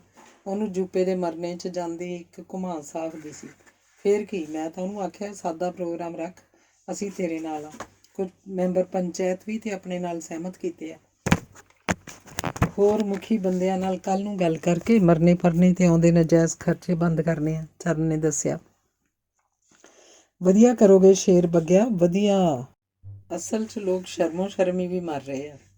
ਜਿਉਂਦਿਆਂ ਮਾਪਿਆਂ ਦੇ ਭਾਵੇਂ ਮੂੰਹ 'ਚ ਪਾਣੀ ਨਾ ਪਾਇਆ ਹੋਵੇ, ਪਰ ਦੰਗੜ ਦੰਗੜ ਜ਼ਰੂਰ ਕਰਾਉਣੀ ਆ, ਕਰਤਾਰਾ ਬੋਲਿਆ। ਟੀ ਬਾਰ 'ਚ ਕਾਰ ਦਾ ਹਾਰਨ ਵੱਜਿਆ ਤਾਂ ਦਲੀਪ ਦੀ ਖਿਆਲਾਂ ਦੀ ਲੜੀ ਟੁੱਟੀ। ਉੱਠ ਕੇ ਕਮਰੇ 'ਚੋਂ ਬਾਹਰ ਆਇਆ ਤੇ ਗੇਟ ਖੋਲ੍ਹਿਆ। ਜਸਵੀਰ ਤੇ ਗੇਜੋ ਕਾਰ 'ਚੋਂ ਉਤਰ ਰਹੀਆਂ ਸਨ। ਦਲੀਪ ਦੇ ਪੁੱਛਣ ਤੇ ਉਹਨਾਂ ਵਿੱਕੀ ਦੀ ਹਾਲਤ ਬਾਰੇ ਦੱਸਿਆ ਸੀ। ਘੋਗੇ ਨੇ ਛੇਤੀ ਫੇਰ ਮੁੜਨਾ ਕਰਕੇ ਉਹਨੇ ਗੱਡੀ ਬੈਕ ਕਰ ਲਈ। ਚੰਗਾ ਚਾਚੀ, ਆਖ ਉਹਨੇ ਇਜਾਜ਼ਤ ਲਈ। ਮੈਂ ਵੀ ਜਸਵੀਰ ਕੋਲੇ ਹੁਣ ਘਰੇ ਜਾ ਕੇ ਹੀ ਪਾਉਂ। ਜੇ ਕੋਈ ਘੋਗੇ ਨੇ ਲੀੜਾ ਲੱਤਾ ਲਿਜਾਣਾ ਹੋਇਆ ਉੱਧਰੋਂ ਹੀ ਲੈ ਜਾਓ, ਆਖ ਦਲੀਪ ਅਗਲੀ ਵਾਰੀ ਕੋਲ ਗੱਡੀ 'ਚ ਬੈਠ ਗਿਆ। ਜਸਵੀਰ ਤੇ ਗੇਜੋ ਨੇ ਘਰੇ ਵੜ ਗੇਟ ਬੰਦ ਕਰ ਲਿਆ। ਅੰਗ 18ਵਾਂ। ਦੂਜੇ ਦਿਨ ਸਵੇਰੇ ਸਦਿਆਂ ਹੀ ਨਰਸ ਆਈ ਸੀ ਤਾਂ ਅਜੇ ਵਿੱਕੀ ਸੁੱਤਾ ਹੀ ਪਿਆ ਸੀ। ਆਪਰੇਸ਼ਨ ਤੋਂ ਪਹਿਲਾਂ ਵੀ ਨਸ਼ੇ ਵਾਲੇ ਇੰਜੈਕਸ਼ਨ ਲੱਗੇ ਸਨ। ਨਰਸ ਰਾਤ ਨੂੰ ਵੀ ਲਾ ਗਈ ਸੀ। ਉਹ ਤਾਂ ਹੈਰਾਨ ਸੀ ਕਿ ਜਿਹੜੇ ਇੰਜੈਕਸ਼ਨ ਨਾਲ ਮਰੀਜ਼ 24 ਘੰਟੇ ਅੱਖ ਨਹੀਂ ਪੱਟਦੇ ਸਨ, ਉਹਨਾਂ ਨੇ ਵਿੱਕੀ 'ਤੇ ਕੋਈ ਅਸਰ ਹੀ ਨਹੀਂ ਸੀ ਕੀਤਾ। ਤਾਂ ਹੀ ਉਹ ਫਿਰ ਰਾਤ ਨੂੰ ਜਾਂਦੀ ਜਾਂਦੀ ਡਬਲ ਡੋਜ਼ ਦੇ ਗਈ ਸੀ। ਘੋਗਾ ਬਾਹਰ ਕੈਂਟੀਨ 'ਤੇ ਚਾਹ ਪੀਣ ਗਿਆ ਸੀ। ਨਰਸ ਨੇ ਗੱਦਾ ਚੁੱਕ ਕੇ ਵੇਖਿਆ, ਪੁੜੀ ਜਿਉਂ ਦੀ ਤਿਉਂ ਪਈ ਸੀ, ਜਿਵੇਂ ਰੱਖ ਕੇ ਗਈ ਸੀ। ਨਰਸ ਦੂਜੇ ਮਰੀਜ਼ ਵੱਲ ਜਾਣ ਹੀ ਲੱਗੀ ਸੀ ਜਦ ਘੋਗਾ ਆ ਗਿਆ। ਕੋਈ ਤਕਲੀਫ ਤਾਂ ਨਹੀਂ ਹੋਈ ਰਾਤ? ਨਰਸ ਨੇ ਘੋਗੇ ਨੂੰ ਪੁੱਛਿਆ ਤਾਂ ਉਹਨੇ ਨਹੀਂ ਸਿਰ ਹਿਲਾਇਆ। ਇਹ ਜਦ ਵੀ ਉੱਠਣ ਇਹਨਾਂ ਨੂੰ ਦੁੱਧ ਨਾਲ ਪੱਤੀ ਪਾ ਕੇ ਬ੍ਰੈਡ ਵਗੈਰਾ ਦਿਆ ਜੇ। ਨਰਸ ਨੇ ਆਖਿਆ ਹੀ ਸੀ ਕਿ ਵਿੱਕੀ ਨੇ ਵੱਡੀ ਸਾਰੀ ਉਬਾਸੀ ਲਈ। ਕਿਉਂਕਿ ਹਾਲ ਨੇ ਵਿਕਰਮ ਜੀ? ਉੱਠ ਖੜੇ। ਨਰਸ ਨੇ ਪੁੱਛਿਆ। ਜੀ। ਵਿੱਕੀ ਦੀ ਸੂਈ ਜੀ ਤੇ ਹੀ ਅੜਕ ਗਈ। ਘੋਗਾ ਚਾਹ ਲੈਣ ਤੁਰ ਗਿਆ। ਕੋਈ ਤਕਲੀਫ? ਸਰੀਰ ਟੁੱਟੀ ਜਾਂਦਾ ਜੀ, ਤੁਹਾਨੂੰ ਤਾਂ ਪਤਾ ਹੈ, ਹੋਰ ਤਕਲੀਫ ਕੋਈ ਨਹੀਂ। ਸ਼ਾਦੀशुदा ਹੋ ਜਾਂ ਨਕਦ ਪੰਜ? ਆਖ ਨਰਸ ਨੇ ਆਪਣੇ ਮੋਤੀਆਂ ਵਰਗੇ ਦੰਦ ਚਮਕਾਏ। ਅਜੇ ਤਾਂ ਨਕਦ ਪੰਜ ਹੀ ਆ। ਚੰਗੀ ਗੱਲ ਆ, ਕਿਸੇ ਦੀ ਗਰੀਬ ਮਾਰ ਕਰਨ ਨਾਲੋਂ ਨਕਦ ਪੰਜ ਹੀ ਠੀਕ। ਇੱਕ ਨਸ਼ੇੜੀ ਦੇ ਪੱਲੇ ਪੈ ਕੇ ਕੋਈ ਕਰੂ ਵੀ ਕੀ? ਕਿ ਝੂਠ ਬੋਲੀ ਮੈਂ? ਨਰਸ ਨੇ ਜਿਵੇਂ ਗਿੱਟੇ 'ਤੇ ਮਾਰੀ। ਜੀ ਉਹ ਪੁੜੀ ਉਵੇਂ ਹੀ ਪਈ ਆ, ਹੱਥ ਤੱਕ ਨਹੀਂ ਲਾਇਆ ਮੈਂ, ਜਿਵੇਂ ਤੁਸੀਂ ਰੱਖ ਗਏ ਸੀ, ਵਿੱਕੀ ਨੇ ਸਪਸ਼ਟੀਕਰਨ ਦਿੱਤਾ। ਜੀ ਛੱਡੋ, ਮੇਰਾ ਨਾਮ ਬੱਬਲਜੀਤ ਆ, ਬਬਲੀ ਕਹਿੰਦੇ ਨੇ ਸਾਰੇ, ਤੁਸੀਂ ਵੀ ਆਖ ਸਕਦੇ ਹੋ, ਬੱਬਲਜੀਤ ਨੇ ਆਖਿਆ। ਉਹ ਵੇਖ ਹੋਰ ਨਿਗਾਹ ਨਾਲ ਰਹੀ ਸੀ, ਪਰ ਝੋਲਾ ਆਪਣੇ ਭਰਾ ਦਾ ਪੈ ਰਿਹਾ ਸੀ, ਜਿਹਨੂੰ ਨਸ਼ੇ ਖਾ ਗਏ ਸਨ। ਬਬਲੀ ਜੀ, ਸਰੀਰ ਟੁੱਟ ਰਿਹਾ ਜਿਵੇਂ ਜਾਨ ਜਾ ਰਹੀ ਹੋਵੇ। ਵਿੱਕੀ ਅੱਖਾਂ ਭਰ ਆਇਆ। ਨਸ਼ੇ ਦੀ ਧੂੜ ਸਰੀਰ 'ਤੇ ਸਕੰਜਾ ਕਸੀ ਆਉਂਦੀ ਸੀ। ਵਿਕਰਮ ਜੀ, ਮੈਂ ਡਾਕਟਰਾਂ ਨਾਲ ਗੱਲ ਕਰਾਂਗੀ। ਡਾਕਟਰ ਕੋਲ ਬਹੁਤ ਮਾਹਰ ਨੇ, ਕਾਫੀ ਲੋਕ ਨਸ਼ਾ ਮੁਕਤ ਹੋ ਚੁੱਕੇ ਨੇ ਉਹਨਾਂ ਤੋਂ, ਪਰ ਤੁਹਾਨੂੰ ਆਪਣੇ ਆਪ ਨੂੰ ਵੀ ਨਸ਼ਾ ਤਿਆਗਣ ਲਈ ਤਿਆਰ ਕਰਨਾ ਪਊ। ਡਾਕਟਰੀ ਦਵਾਈਆਂ ਤਾਂ ਇੱਕ ਸਾਧਨ ਆ, ਆਪਣੇ ਆਪ ਨੂੰ ਵੱਲ ਤਾਂ ਤੁਸੀਂ ਆਪ ਕਰਨਾ ਹੈ, ਬਬਲੀ ਨੇ ਆਖਿਆ। ਮੈਂ ਇਸ ਨਸ਼ੇ ਤੋਂ ਨਿਜਾਤ ਚਾਹੁੰਦਾ ਬਬਲੀ ਜੀ, ਸੱਚਮੁੱਚ ਹੀ ਨਿਜਾਤ। ਮੈਨੂੰ ਆਪਣੇ ਆਪ ਤੋਂ ਘਿਣਾ ਹੁੰਦੀ ਹੈ। ਕੱਲ੍ਹ ਦੀ ਕਿਉਂ? ਮੈਂ ਇਹ ਵੀ ਤਾਂ ਨਹੀਂ ਦੱਸ ਸਕਦਾ। ਜੇ ਨਿਜਾਤ ਨਾ ਚਾਹੁੰਦਾ ਹੁੰਦਾ, ਸਰਾਣੇ ਪਈ ਪੁੜੀ ਤਾਂ ਕਿਹੜੇ ਵੇਲਿਆਂ ਦੀ ਖਤਮ ਹੋ ਗਈ ਹੁੰਦੀ। ਮੇਰੇ ਵੱਲੋਂ ਉਹਨੂੰ ਫਲਸ਼ 'ਚ ਡੋਲ ਸਕਦੇ ਹੋ। ਸੱਚ? ਬਬਲੀ ਸਮਝ ਚੁੱਕੀ ਸੀ ਕਿ ਵਿੱਕੀ ਸੱਚ ਬੋਲ ਰਿਹਾ। ਹਾਂ ਸੱਚ। ਨਾਲੇ ਇੱਕ ਗੱਲ ਆਖਾਂ, ਤੁਸੀਂ ਬਹੁਤ ਚੰਗੇ ਹੋ ਤੇ ਪਿਆਰੇ ਵੀ, ਵਿੱਕੀ ਜੇਰਾ ਕਰ ਆ ਗਿਆ। ਸੱਚੀ? ਆਖ ਬਬਲੀ ਨੇ ਆਪਣੇ ਮੋਤੀਆਂ ਵਰਗੇ ਦੰਦ ਚਮਕਾਏ। ਉਦੋਂ ਅੰਦਰ ਘੋਗਾ ਦਾਖਲ ਹੋਇਆ। ਉਹਨੇ ਇੱਕ ਹੱਥ ਵਿੱਚ ਚਾਹ ਵਾਲੀ ਕੇਤਲੀ ਤੇ ਦੂਜੇ 'ਚ ਬ੍ਰੈਡ ਤੇ ਅੰਡੇ ਸਨ। ਬਬਲੀ ਨੇ ਬੈੱਡ ਦਾ ਲਿਵਰ ਘੁਮਾ ਥੋੜ੍ਹਾ ਜਿਹਾ ਬੈੱਡ ਗਰਦਨ ਵਾਲੇ ਪਾਸਿਓਂ ਚੱਕ ਦਿੱਤਾ ਤੇ ਬੋਲੀ, ਚੰਗਾ ਤੁਸੀਂ ਬ੍ਰੈਕਫਾਸਟ ਕਰੋ, ਮੈਂ ਫਿਰ ਆਵਾਂਗੀ, ਤੇ ਟਿਪ ਟਿਪ ਕਰਦੀ ਤੁਰ ਗਈ। ਬਾਈ, ਤੂੰ ਆਏ ਆ ਜਿਵੇਂ ਕਿਸੇ ਮਜਬੂਰੀ ਬਸ ਮੇਰੇ ਕੋਲ ਹੋਵੇਂ। ਮੇਰੇ ਨਾਲ ਕੋਈ ਗੱਲ ਤੱਕ ਨਹੀਂ ਕੀਤੀ। ਘੋਗਾ ਗਲਾਸ 'ਚ ਚਾਹ ਪਾ ਰਿਹਾ ਸੀ ਜਦ ਵਿੱਕੀ ਨੇ ਆਖਿਆ, ਇਉਂ ਹੀ ਸਮਝ, ਮੇਰੀ ਮਜਬੂਰੀ ਇਹ ਆ ਕਿ ਤੂੰ ਉਸ ਪਰਿਵਾਰ ਦਾ ਹੈ ਜਿਹਦੀ ਅਸੀਂ ਬਹੁਤ ਇੱਜ਼ਤ ਕਰਦੇ ਹਾਂ, ਪਰ ਤੂੰ ਉਸ ਪਰਿਵਾਰ ਦੀ ਇੱਜ਼ਤ ਦੀਆਂ ਧੱਜੀਆਂ ਉਡਾਤੀਆਂ। ਮੇਰਾ ਤੇਰੇ ਨਾਲ ਕੋਈ ਲਗਾਅ ਨਹੀਂ। ਚਾਚੀ ਜਸਵੀਰ ਤੇ ਭਾਬੀ ਗੇਜੋ ਦੇ ਮੂੰਹ ਨੂੰ ਇੱਥੇ ਆ ਮੈਂ। ਘੋਗੇ ਨੇ ਆਪਣੀ ਅੰਦਰਲੀ ਉਸ ਪ੍ਰਤੀ ਨਫ਼ਰਤ ਉਗਲ ਦਿੱਤੀ। ਵਿੱਕੀ ਤੋਂ ਕੁਝ ਵੀ ਬੋਲਿਆ ਨਾ ਗਿਆ, ਪਰ ਅੱਖਾਂ ਜ਼ਰੂਰ ਭਰਦੀਆਂ ਗਈਆਂ। ਤੂੰ ਆਹ ਖਾ, ਤੈਨੂੰ ਰੋਣ ਦੀ ਕੀ ਲੋੜ ਆ? ਰੋਣ ਲਈ ਤੇਰੀ ਦਾਦੀ ਤੇ ਮਾਂ ਜੋ ਹਨ। ਘੋਗੇ ਨੇ ਆਖਿਆ ਤਾਂ ਵਿੱਕੀ ਤੋਂ ਕੁਝ ਨਾ ਬੋਲਿਆ ਗਿਆ। ਚੁੱਪ ਕਰਕੇ ਚਾਹ ਦਾ ਗਲਾਸ ਸਲਾਮਤ ਹੱਥ ਨਾਲ ਫੜ ਲਿਆ। ਕਾਫੀ ਦਿਨ ਚੜ੍ਹ ਆਇਆ ਸੀ ਜਦ ਗੇਜੋ ਰੋਟੀ ਲੈ ਕੇ ਆਈ ਸੀ। ਵਿੱਕੀ ਉਸ ਕੋਲ ਵੀ ਰੋਈ ਗਿਆ, ਆਪਣੀਆਂ ਕਰਨੀਆਂ ਤੇ ਪਛਤਾਉਂਦਾ ਰਿਹਾ। ਗੇਜੋ ਤੁਰ ਗਈ ਤਾਂ ਸੁਧੀਰ ਕੁਮਾਰ ਆ ਗਿਆ ਸੀ। ਹਾਂ ਵੀ ਜਵਾਨਾ, ਕੀ ਹਾਲ ਨੇ ਹੁਣ? ਪਹਿਚਾਣ ਲਿਆ ਮੈਨੂੰ? ਜੀ ਆ, ਮੈਂ ਤੁਹਾਨੂੰ ਕਿਵੇਂ ਭੁੱਲ ਸਕਦਾ, ਤੁਹਾਡੇ ਕਰਕੇ ਹੀ ਤਾਂ ਮੇਰੀ ਜਾਨ ਸਲਾਮਤ। ਆਖਦਿਆਂ ਵਿੱਕੀ ਦੀ ਜ਼ੁਬਾਨ ਕੰਬੀ। ਬਸ ਇੰਨਾ ਹੀ ਜਾਣਦਾ ਹੈ ਜਾਂ ਇਸ ਤੋਂ ਜ਼ਿਆਦਾ ਵੀ? ਆਖ ਸੁਧੀਰ ਕੁਮਾਰ ਫਿੱਕੀ ਜੀ ਮੁਸਕਰਾਹਟ ਮੁਸਕਰਾਇਆ ਤਾਂ ਵਿੱਕੀ ਨੀਵੀਂ ਪਾ ਗਿਆ। ਘਬਰਾ ਨਾ, ਮੇਰੇ ਮਨ 'ਚ ਕੋਈ ਸ਼ਿਕਾਇਤ ਨਹੀਂ, ਨਾ ਹੀ ਤੇਰੇ ਪ੍ਰਤੀ, ਨਾ ਹੀ ਤੇਰੇ ਮਰਨ ਵਾਲੇ ਸਾਥੀਆਂ ਪ੍ਰਤੀ। ਜੋ ਹੋਇਆ ਭੁੱਲ ਜਾ, ਮੈਂ ਭੁੱਲ ਚੁੱਕਿਆ। ਹਾਂ, ਡਾਕਟਰ ਨੂੰ ਮੈਂ ਮਿਲਿਆ ਸੀ, ਤੇਰਾ ਪੂਰਾ ਖਿਆਲ ਰੱਖੂ। ਜੇ ਪੈਸੇ ਧੇਲੇ ਦੀ ਲੋੜ ਆ ਉਹ ਵੀ ਬੋਲ ਦੇ। ਜੀ ਨਹੀਂ, ਵਿੱਕੀ ਦੀਆਂ ਅੱਖਾਂ ਭਰਦੀਆਂ ਗਈਆਂ ਸਨ। ਪਤਾ ਨਹੀਂ ਉਹਦੇ ਮੂੰਹ 'ਚੋਂ ਇਹ ਗੱਲ ਕਿਵੇਂ ਨਿਕਲ ਗਈ। ਤੁਹਾਡੀ ਜਾਨ ਨੂੰ ਖਤਰਾ ਹੈ, ਬਚਾ ਰੱਖਣਾ। ਮੈਂ ਜਾਣਦਾ, ਭੁੱਲ ਨਹੀਂ ਮੈਥੋਂ। ਇਹ ਵੀ ਜਾਣਦਾ ਤੁਹਾਨੂੰ ਕਿਹਨੇ ਭੇਜਿਆ ਸੀ। ਉਹ ਵੀ ਮੋਹਰਾ ਹੀ ਹੈ। ਮੇਰੇ ਅਸਲ ਦੁਖੀ ਤਾਂ ਮੇਰੇ ਆਪਣੇ ਹੀ ਹਨ। ਸਕਾ ਭਾਈ ਹੈ ਮੇਰਾ। ਮੇਰੇ ਕੋਈ ਜਵਾਕ ਜੱਲਾ ਨਹੀਂ। ਉਹ ਛੇਤੀ ਮੇਰੀ ਪ੍ਰਾਪਰਟੀ ਕਬਜ਼ੇ 'ਚ ਕਰਨੀ ਚਾਹੁੰਦਾ ਹੈ। ਬੇਸਬਰੇ ਆ। ਚੱਲ ਛੱਡ ਤੂੰ ਇਹ ਗੱਲ, ਮੈਂ ਚੱਲਦਾ, ਕੱਲ੍ਹ ਨੂੰ ਮਾਰੂ ਗੇੜਾ। ਪੁਲਿਸ ਆਈ ਤਾਂ ਬਿਆਨ ਸੋਚ ਸਮਝ ਕੇ ਦੇਈਂ, ਫਸਣ ਨੂੰ ਥਾਂ ਬਣਾ ਲੈਂਦਾ ਹੋਵੇ। ਆਖ ਸੁਧੀਰ ਤੁਰ ਗਿਆ। ਪੁਲਿਸ ਆਈ, ਵਿੱਕੀ ਦੇ ਬਿਆਨ ਲੈ ਕੇ ਤੁਰ ਗਈ। ਟਰੱਕ ਡਰਾਈਵਰ ਫੜਿਆ ਜਾ ਚੁੱਕਾ ਸੀ। ਵਿੱਕੀ ਨੇ ਬਿਆਨਾਂ 'ਚ ਆਖਿਆ ਸੀ ਕਿ ਉਹਦੇ ਨਾਲ ਵਾਲੇ ਮਾੜਾ ਮੋਟੇ ਪਹਿਚਾਣ ਵਾਲੇ ਸਨ। ਉਹਨਾਂ ਦੇ ਮੋਟਰਸਾਈਕਲ 'ਤੇ ਬੈਠ ਗਿਆ। ਅਸਲ 'ਚ ਨਸ਼ੇ ਦੀ ਭਾਲ 'ਚ ਸੀ। ਉਹਨਾਂ ਆਖਿਆ ਸੀ ਕਿ ਸ਼ਹਿਰੋਂ ਬਾਹਰ ਜਾ ਕੇ ਨਸ਼ਾ ਦੇਵਾਂਗੇ। ਉਹਨੂੰ ਤਾਂ ਉਸ ਵੇਲੇ ਪਤਾ ਲੱਗਾ ਜਦੋਂ ਹਸਪਤਾਲ 'ਚ ਹੋਸ਼ 'ਚ ਆਇਆ। ਵਿੱਕੀ ਤੋਂ ਪੁਲਿਸ ਨੇ ਜ਼ਿਆਦਾ ਪੁੱਛ-ਦੱਸ ਨਹੀਂ ਕੀਤੀ ਸੀ। ਤਫਤੀਸ਼ੀ ਦੇ ਬਗੀਚਾ ਸਿੰਘ ਨੇ ਵੀ ਕੰਨ 'ਚ ਫੂਕ ਮਾਰੀ ਸੀ। ਸੁਧੀਰ ਕੁਮਾਰ ਦਾ ਰਸੂਖ ਵੀ ਕੰਮ ਆਇਆ ਸੀ। 1-2-3 ਦਿਨ ਬੀਤਦੇ ਗਏ ਸਨ ਤੇ ਪੂਰੇ 10 ਦਿਨ ਹੋ ਗਏ ਸਨ ਵਿੱਕੀ ਨੂੰ ਹਸਪਤਾਲ 'ਚ ਪਿਆ।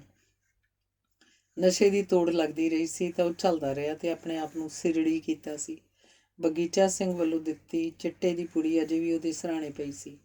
ਬਬਲੀ ਜੀ, ਇੱਕ ਮਿਹਰਬਾਨੀ ਕਰੋਗੇ? ਬਬਲੀ ਆਈ ਸੀ ਤਾਂ ਉਹਨੇ ਇਕੱਲਤਾ ਵੇਖ ਕੇ ਆਖਿਆ। ਬੋਲੋ। ਬਬਲੀ ਉਹਦਾ ਬਿਸਤਰਾ ਠੀਕ ਕਰਦੀ ਬੋਲੀ। ਬਬਲੀ ਉਸ ਵੱਲ ਖਿੱਚੀ ਜਾ ਰਹੀ ਸੀ। ਉਹ ਆਪਣੇ ਆਪ ਨੂੰ ਬਥੇਰਾ ਸਮਝਾਉਂਦੀ ਸੀ ਕਿ ਬੱਬਲ ਕਮਲੀਏ, ਇਹ ਹਸਪਤਾਲ ਆ, ਮਰੀਜ਼ ਦੀ ਦੇਖਭਾਲ ਤੇਰੀ ਡਿਊਟੀ ਹੈ ਤੇ ਤੂੰ ਵਿੱਕੀ ਵੱਲ ਖਿੱਚੀ ਜਾ ਰਹੀ ਹੈ। ਇਹ ਇੱਕ ਨਸ਼ੇੜੀ ਆਦਮੀ ਹੈ। ਨਸ਼ੇੜੀ ਮਨਾ ਸੁਧਰ ਵੀ ਤਾਂ ਸਕਦਾ ਹੈ। ਬਬਲੀ ਆਪਣੇ ਆਪ ਨਾਲ ਗੱਲ ਕਰਦੀ। ਉਹਦੇ ਆਪਣੇ ਦਿਲ 'ਤੇ ਕਾਬੂ ਨਹੀਂ ਰਹਿ ਗਿਆ ਸੀ। ਵਿੱਕੀ ਦਾ ਵੀ ਇਹੋ ਹਾਲ ਸੀ। ਮੈਨੂੰ ਹੁਣ ਤੁਹਾਡਾ ਨਸ਼ਾ ਹੀ ਕਾਫੀ ਹੈ, ਉਸ ਪੁੜੀ ਦੀ ਜ਼ਰੂਰਤ ਨਹੀਂ। ਦੇਖ ਲਓ, ਮੇਰਾ ਨਸ਼ਾ ਉਤਰਦਿਆਂ ਹੀ ਕੋਈ ਹੋਰ ਨਸ਼ਾ ਸਹੇੜ ਲਓ। ਨਸ਼ੇੜੀਆਂ ਦੀ ਪ੍ਰਤੀਤ ਨਹੀਂ ਹੁੰਦੀ। ਇਹ ਗੱਲ ਜੱਗ ਜ਼ਾਹਰ ਬਬਲੀ ਠੋਕਰ ਰਹੀ ਸੀ। ਦਿਲ ਉਹਦਾ ਵੀ ਬੇਕਾਬੂ ਸੀ। ਨਹੀਂ ਮੇਰੀ ਜਾਨੇ, ਤੇਰਾ ਤੇ ਇੱਕ ਉਸ ਇਨਸਾਨ ਦਾ ਜੋ ਮੈਨੂੰ ਇੱਥੇ ਲੈ ਕੇ ਆਇਆ ਕਰਜ਼ ਦਾ ਮੈਂ 100 ਜਨਮ ਲੈ ਕੇ ਨਹੀਂ ਉਤਾਰ ਸਕਦਾ। ਮੇਰਾ ਜੀਵਨ ਹੁਣ ਜ਼ੀਰੋ ਤੋਂ ਸ਼ੁਰੂ ਹੋਇਆ ਹੋਏਗਾ। ਵਿੱਕੀ ਨੇ ਆਖਿਆ ਤੇ ਬਬਲੀ ਨੇ ਅੱਗੇ ਹੋ ਕੇ ਵਿੱਕੀ ਦਾ ਮੱਥਾ ਚੁੰਮ ਲਿਆ। ਉਦੋਂ ਹੀ ਹੱਥ 'ਚ ਝੋਲਾ ਫੜੀ ਅੰਦਰ ਜਸਬੀਰ ਦਾਖਲ ਹੋਈ। ਉਹਨੂੰ ਵੇਖ ਦੋਹਾਂ ਦੀ ਨੀਵੀਂ ਪੈ ਗਈ। ਜਸਬੀਰ ਨੇ ਹੱਥ 'ਚ ਫੜਿਆ ਝੋਲਾ ਬੈੱਡ ਨਾਲ ਬਣੀ ਅਲਮਾਰੀ 'ਤੇ ਰੱਖਿਆ ਤੇ ਵਿੱਕੀ ਵੱਲ ਝਾਕ ਕੇ ਬੋਲੀ, ਕਿਵੇਂ ਆ, ਠੀਕ ਹੈ ਹੁਣ? ਉਹਦੇ ਪੁੱਛਣ 'ਚ ਵਿੱਕੀ ਪ੍ਰਤੀ ਗਿਲਾ ਸੀ ਜੋ ਲੁਕੋਇਆ ਵੀ ਨਹੀਂ ਸੀ ਲੁਕ ਰਿਹਾ। ਹਾਂ ਦਾਦੀ, ਠੀਕ ਆ, ਆਖਦਿਆਂ ਵਿੱਕੀ ਅੱਖਾਂ ਭਰ ਆਇਆ। ਉਹਦੀਆਂ ਭਰੀਆਂ ਅੱਖਾਂ ਵੇਖ ਜਸਬੀਰ ਨੂੰ ਦੁਨੀਆ ਦਾ 8ਵਾਂ ਅਜੂਬਾ ਲੱਗਿਆ। ਜਿਸ ਵਿੱਕੀ ਨੇ ਆਪਣੇ ਦਾਦੇ ਦੀ ਮੌਤ 'ਤੇ ਅੱਖ 'ਚੋਂ ਪਾਣੀ ਦੀ ਬੂੰਦ ਤੱਕ ਨਹੀਂ ਸੀ ਘੇਰੀ, ਕਦੇ ਗੰਭੀਰ ਹੀ ਨਹੀਂ ਸੀ ਹੋਇਆ, ਅੱਜ ਉਹਦੀਆਂ ਅੱਖਾਂ 'ਚ ਹੰਝੂ ਸਨ। ਸਤਿ ਸ਼੍ਰੀ ਅਕਾਲ ਮਾਤਾ ਜੀ, ਤੁਹਾਡਾ ਪੋਤਾ ਬਹੁਤ ਸਿਆਣਾ, ਬਹੁਤ ਹੀ ਬੀਬਾ ਮੁੰਡਾ। ਆਖ ਬਬਲੀ ਐਵੇਂ ਫਾਈਲ ਪਲੱਦਣ ਲੱਗ ਪਈ। ਹਾਂ ਧੀਏ, ਬਹੁਤ ਹੀ ਸਿਆਣਾ, ਬਹੁਤ ਹੀ, ਤਾਂ ਹੀ ਤਾਂ ਇਸ ਹਾਲਤ 'ਚ ਪਿਆ ਆਪਣੀ ਸਿਆਣਪ ਨਾਲ। ਜਸਬੀਰ ਨੇ ਆਖ ਹੌਕਾ ਲਿਆ। ਬਬਲੀ ਸਮਝ ਗਈ ਕਿ ਵਿੱਕੀ ਦੀ ਦਾਦੀ ਵਿੱਕੀ ਹੱਥੋਂ ਬਹੁਤ ਦੁਖੀ ਹੈ।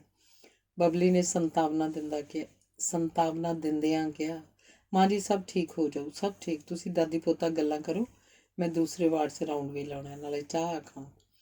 ਆਖ ਬਬਲ ਟਿਪ ਟਿਪ ਕਰਦੀ ਤੁਰ ਗਈ। ਅੱਜ ਬਬਲੀ ਨੇ ਮਨ ਬਣਾਇਆ ਸੀ ਕਿ ਉਹ ਵਿੱਕੀ ਤੋਂ ਉਹਦੇ ਪਰਿਵਾਰ ਬਾਰੇ ਪੁੱਛੇਗੀ। ਬਬਲੀ ਤੁਰ ਗਈ ਸੀ ਤਾਂ ਵਿੱਕੀ ਫਿਰ ਅੱਖਾਂ ਭਰ ਆਇਆ। ਉਹਨੂੰ ਆਪਣੀ ਦਾਦੀ ਦੇ ਮੂੰਹ 'ਤੇ ਝੁਰੜੀਆਂ ਕਿਸੇ ਪੇਂਟਰ ਵੱਲੋਂ ਵਾਹੀ ਤਸਵੀਰ 'ਤੇ ਖਿੱਚੀਆਂ ਲਕੀਰਾਂ ਵਾਂਗ ਲੱਗੀਆਂ। ਅੱਖਾਂ ਦੇ ਘੇਰੇ ਬੁਝ ਰਹੀ ਜੋਤ ਦੀ ਬੱਤੀ ਵਾਂਗ ਧੁਆਂਖੇ ਹੋਏ। ਦਾਦੀ, ਮੈਂ ਸਾਨੂੰ ਬਹੁਤ ਦੁੱਖ ਦਿੱਤਾ ਹੈ ਤੇ ਬਹੁਤ ਹੀ, ਮੈਨੂੰ ਮਾਫ਼ ਨਹੀਂ ਕਰੋਗੇ? ਵਿੱਕੀ ਆਪਣੇ ਅੰਦਰਲੇ ਗੁਨਾਹ ਜਿਵੇਂ ਹੰਝੂਆਂ ਨਾਲ ਧੋਂਦਾ ਜਾ ਰਿਹਾ ਸੀ। ਮੈਂ ਕੌਣ ਆ ਭਾਈ ਮਾਫ਼ ਕਰਨ ਵਾਲੀ? ਤੇਰੀ ਆਪਣੀ ਜ਼ਿੰਦਗੀ ਹੈ, ਜਿਵੇਂ ਮਰਜ਼ੀ ਜੀ। ਮੈਂ ਤੇ ਤੇਰਾ ਦਾਦਾ ਤਾਂ ਪਾਗਲ ਸੀ, ਸਿਆਣੇ ਤਾਂ ਤੁਸੀਂ ਜੰਮੇ। ਉਹ ਤੁਰ ਗਿਆ ਹੈ, ਬੈਠ, ਮੈਂ ਵੀ ਨਹੀਂ ਰਹਿਣਾ। ਹਾਂ, ਤੇਰੀ ਮਾਂ ਦਾ ਝੋਰਾ ਜ਼ਰੂਰ ਵੱਢ ਖਾਂਦਾ। ਤੇਰੇ ਚੱਲ ਇਹੋ ਰਹੇ ਤਾਂ ਤੇਰਾ ਅੰਤ ਜੇਲ੍ਹ ਹੋਊ ਜਾਂ ਮੌਤ। ਉਸ ਗਰੀਬਣੀ ਦਾ ਕੀ ਬਣੂ, ਇਹ ਸੋਚ ਹੀ ਰੂਹ ਕੰਬ ਜਾਂਦੀ ਹੈ। ਜਸਵੀਰ ਬੋਲੀ ਸੀ ਤੇ ਦੋ ਔਰਤਾਂ ਝਾਤੀ ਜੀ ਮਾਰ ਮੁੜ ਗਈਆਂ, ਸ਼ਾਇਦ ਕਿਸੇ ਮਰੀਜ਼ ਨੂੰ ਭਾਲ ਰਹੀਆਂ ਸਨ। ਦਾਦੀ, ਇੱਕ ਵਾਰੀ ਮੈਨੂੰ ਮਾਫ਼ ਕਰ ਦਿਓ। ਵਿੱਕੀ ਆਪਣੇ ਠੀਕ ਹੱਥ ਨਾਲ ਪਲਸਤਰ ਵਾਲਾ ਹੱਥ ਫੜ ਜੋੜਨ ਲੱਗ ਗਿਆ ਸੀ ਤਾਂ ਜਸਵੀਰ ਦੀ ਮਮਤਾ ਕੁਰਲਾ ਉੱਠੀ। ਬਸ ਸੋਨਿਆ, ਬਸ। ਜੇ ਤੂੰ ਅੱਜ ਤੋਂ ਹੀ ਆਪਣੇ ਗੁਨਾਹਾਂ ਤੋਂ ਤੋਬਾ ਕਰ ਲਵੇਂ, ਨਵੇਂ ਸਿਰ ਤੋਂ ਜ਼ਿੰਦਗੀ ਜਿਉਵੇਂ, ਤਾਂ ਹੋ ਸਕਦਾ ਆਪਣੀ ਕੁੱਲ ਅੱਗੇ ਤੁਰਦੀ ਰਹਿ ਜਾਏ। ਨਹੀਂ, ਤੇਰੇ ਪੜਦਾਦੇ ਵਾਲੀ ਜ਼ਮੀਨ ਤਾਂ ਸਰਕਾਰ ਦੇ ਖਾਤੇ ਪਈ ਆ। ਫੁੱਫੜ ਕਰਤਾਰੇ ਵਾਲੀ ਜ਼ਮੀਨ ਵੀ ਰੱਸੀਆਂ ਧਰ ਕੇ ਵੰਡਣ ਵਾਲੇ ਉੱਠ ਖੜਨਗੇ। ਆਖਦਿਆਂ ਜਸਬੀਰ ਨੇ ਵਿੱਕੀ ਦੇ ਮੱਥੇ 'ਤੇ ਹੱਥ ਰੱਖ ਦਿੱਤਾ। ਉਦੋਂ ਹੀ 2 ਕੱਪ ਚਾਹ ਲੈ ਕੇ ਮੁੰਡੂ ਆ ਗਿਆ। ਸਿਸਟਰ ਬੱਬਲ ਨੇ ਭੇਜੀ ਆ ਜੀ। ਆਖ ਕੱਪ ਰੱਖ ਤੁਰ ਗਿਆ। ਘੋਗਾ ਪਿੰਡੋਂ ਆਇਆ ਸੀ ਤਾਂ ਜਸਬੀਰ ਪਿੰਡ ਨੂੰ ਮੁੜ ਗਈ ਸੀ। ਵਿੱਕੀ ਉਸ ਵੇਲੇ ਨੂੰ ਬੈੱਡ 'ਤੇ ਪਿਆ ਝੁਰਦਾ ਰਹਿੰਦਾ ਸੀ ਜਦੋਂ ਛੋਟੀ ਉਮਰੀ ਨਸ਼ਿਆਂ ਦੀ ਦਲਦਲ 'ਚ ਖੁੱਭਿਆ ਸੀ। ਵਿੱਕੀ 15-16 ਸਾਲਾਂ ਦਾ ਸੀ ਜਦ ਪਿੰਡ 'ਚੋਂ ਕੋਈ ਨਾ ਕੋਈ ਸਿਰ ਫਿਰਿਆ ਬੰਦਾ ਚਰਨ ਪ੍ਰਤੀ ਉਹਦੇ ਅੰਦਰ ਜ਼ਹਿਰ ਘੋਲਣ ਲੱਗ ਪਿਆ ਸੀ। ਟੁੰਡੇ ਬੁੜੇ ਦਾ ਪੋਤਾ ਵਿੱਕੀ ਨਾਲ ਪੜ੍ਹਦਾ ਸੀ। ਵਿੱਕੀ ਜਦ ਅਕਸਰ ਹੀ ਉਹਨਾਂ ਦੇ ਘਰ ਜਾਂਦਾ ਤਾਂ ਟੁੰਡਾ ਬੁੜਾ ਗੱਲ ਜ਼ਰੂਰ ਛੇੜਦਾ, ਵੇਖ ਸ਼ੇਰਾ, ਜੇ ਸੱਚੀਆਂ ਪੁੱਛਦਾ ਤਾਂ ਤੇਰੇ ਦਾਦੇ ਚਰਨੇ ਤੋਂ ਇੱਕ ਵੀ ਕੰਮ ਆਪਣੀ ਜ਼ਿੰਦਗੀ 'ਚ ਚੰਗਾ ਨਹੀਂ ਹੋਇਆ। ਸਾਰੀ ਉਮਰ ਠੂਏ ਵਾਂਗ ਪੂਛ ਚੱਕੀ ਰੱਖੀ ਹੈ। ਭਾਈ, ਜਿਹੜਾ ਬੰਦਾ ਆਪਣਿਆਂ ਦਾ ਸਕਾ ਨਹੀਂ ਹੋ ਸਕਿਆ ਉਹ ਹੋਰ ਕਿਸੇ ਦਾ ਕੀ ਸੰਵਾਰ ਦੂ। ਭਲਾ ਉਸ ਬੰਦੇ ਨੇ ਖੱਟ ਵੀ ਕੀ ਲਿਆ? ਆਪਣੇ ਪਿਓ ਵਾਲੀ ਜ਼ਮੀਨ ਪਾਡੀ ਪੁਣੇ 'ਚ ਹੀ ਘੁਆ ਲਈ ਨਾ। ਟੁੰਡਾ ਬੜਾ ਬੋਲੀ ਜਾਂਦਾ ਤਾਂ ਵਿੱਕੀ ਨੇ ਕੋਰੇ ਕਾਗਜ਼ ਵਰਗੇ ਮਨ 'ਤੇ ਉਹ ਗੱਲਾਂ ਉਕਰੀ ਜਾਂਦੀਆਂ। ਸੁਣ ਸ਼ੇਰਾ, ਪੰਗੇ ਤਾਂ ਪਾਏ ਸੀ ਤੇਰੇ ਦਾਦੇ ਨੇ ਖਾਲਸਿਆਂ ਨਾਲ ਆਡੇ ਲਾ ਕੇ, ਤੇ ਜਾਨ ਕਿਹਦੀ ਗਈ? ਤੇਰੇ ਪਿਓ ਦੀ। ਉਹਦਾ ਕੀ ਗਿਆ? ਯਤੀਮ ਤਾਂ ਤੂੰ ਹੋਇਆ ਨਾ। ਰੰਡ ਪੁਣਾ ਤਾਂ ਤੇਰੀ ਮਾਂ ਨੂੰ ਕੁੱਟਣਾ ਪਿਆ ਨਾ। ਜੇ ਨਹੀਂ ਤਾਂ ਦੱਸ। ਲੋਕਾਂ ਦਾ ਬਣਾਇਆ ਸੀ ਉਹ ਸਿਆਣਾ। ਕਮਲਿਆ ਆਪਣਾ ਗੁਆ ਕੇ ਲੋਕਾਂ ਦੇ ਸਵਾਰਦੇ ਫਿਰਨਾ ਵੀ ਕਿੱਧਰਲੀ ਅਕਲਮੰਦੀ ਹੈ। ਤੇਰੇ ਪੜਦਾਦੇ ਲਾਲ ਨੇ ਕੀ ਮਾੜੀ ਕਰਤੀ ਸੀ? ਤੇਰੇ ਦਾਦੇ ਦੀ ਮਾਂ ਨੂੰ ਆਸਰਾ ਹੀ ਦਿੱਤਾ ਸੀ, ਕੋਈ ਬੁਰਾ ਤਾਂ ਨਹੀਂ ਸੀ ਕਰਤਾ। ਉਹਦਾ ਕੀ ਬੁਰਾ ਕਰਤਾ ਸੀ? ਉਹਨੇ ਕੀ ਝੱਲ ਖਿਲਾਰਿਆ? ਅੱਕੇ ਤੇਰੇ ਪੜਦਾਦੇ ਤੋਂ ਵੱਜ ਗਈ ਕਿਤੇ ਥਾਂ ਕੋ ਥਾਂ। ਪਰ ਬੁੜੇ ਕਰਤਾਰੇ ਨੇ ਕੀ ਕੀਤੀ ਤੇਰੇ ਪੜਦਾਦੇ ਦੇ ਭਰਾ ਨੇ? ਜੇ ਉਹ ਥਾਣੇ ਜਾ ਕੇ ਉਂਗਲ ਨਾ ਲਾਉਂਦਾ ਗੱਲ ਨੱਪੀ ਘੁੱਟੀ ਜਾਣੀ ਸੀ। ਪਰ ਉਹਨੇ ਤਾਂ ਪੁਲਿਸ ਲਿਆ ਕੇ ਚਿਖਾ 'ਚ ਚੀਣੀ ਪਈ ਲੋਥ ਲਿਆ ਕਢਾਈ। ਆਹ ਤਾਂ ਗੱਲਾਂ ਬਾਤਾਂ ਸੀ ਤੁਹਾਡੇ ਲਾਣੇ ਦੀਆਂ। ਟੁੰਡਾ ਬੁੜਾ ਆਪਣੇ ਪਿਓ ਨਾਜ਼ਰ ਖੋਜੀ ਦੀ ਕਰਤੂਤ ਕਰਤਾਰੇ ਸਿਰ ਮੜ ਉਹਦੇ ਸਿਵੇ ਦੀ ਸੁਆਹ ਖਿਲਾਰਦਾ ਸੀ। ਉਹਨੂੰ ਫੇਰ ਵੀ ਸਬਰ ਨਾ ਆਉਂਦਾ ਤੇ ਹੋਰ ਬੱਤੀ ਸੇਕਦਾ। ਲੋਕ ਕਿਹੜਾ ਦਾਰੂ ਦੱਪਾ ਪੀਂਦੇ ਨਹੀਂ ਜਿਹੜੀ ਲਾਲ ਤੇਰਾ ਪੜਦਾਦਾ ਕੋਈ ਅੱਲੋਕਾਰ ਗੱਲ ਕਰਦਾ ਸੀ। ਸੋਹਣ ਤੇਰੇ ਦਾਦੇ ਦਾ ਭਰਾ ਗੱਭਰੂ ਸੀ। ਗੱਭਰੂ ਮੁੰਡੇ ਮਾੜਾ ਮੋਟਾ ਨਸ਼ਾ ਪੱਤਾ ਕਰਦੇ ਹੀ ਹੁੰਦੇ ਆ, ਕਰਨਾ ਵੀ ਚਾਹੀਦਾ ਜਦੋਂ ਕੁਝ ਖਾਧਾ ਪੀਤਾ ਇਹਨਾਂ ਜਵਾਨੀ ਸਵਾਹ ਹੈ। ਪਰ ਤੇਰਾ ਦਾਦਾ ਤਾਂ ਆਪਣਾ ਰਾਜ ਚਾਹੁੰਦਾ ਸੀ।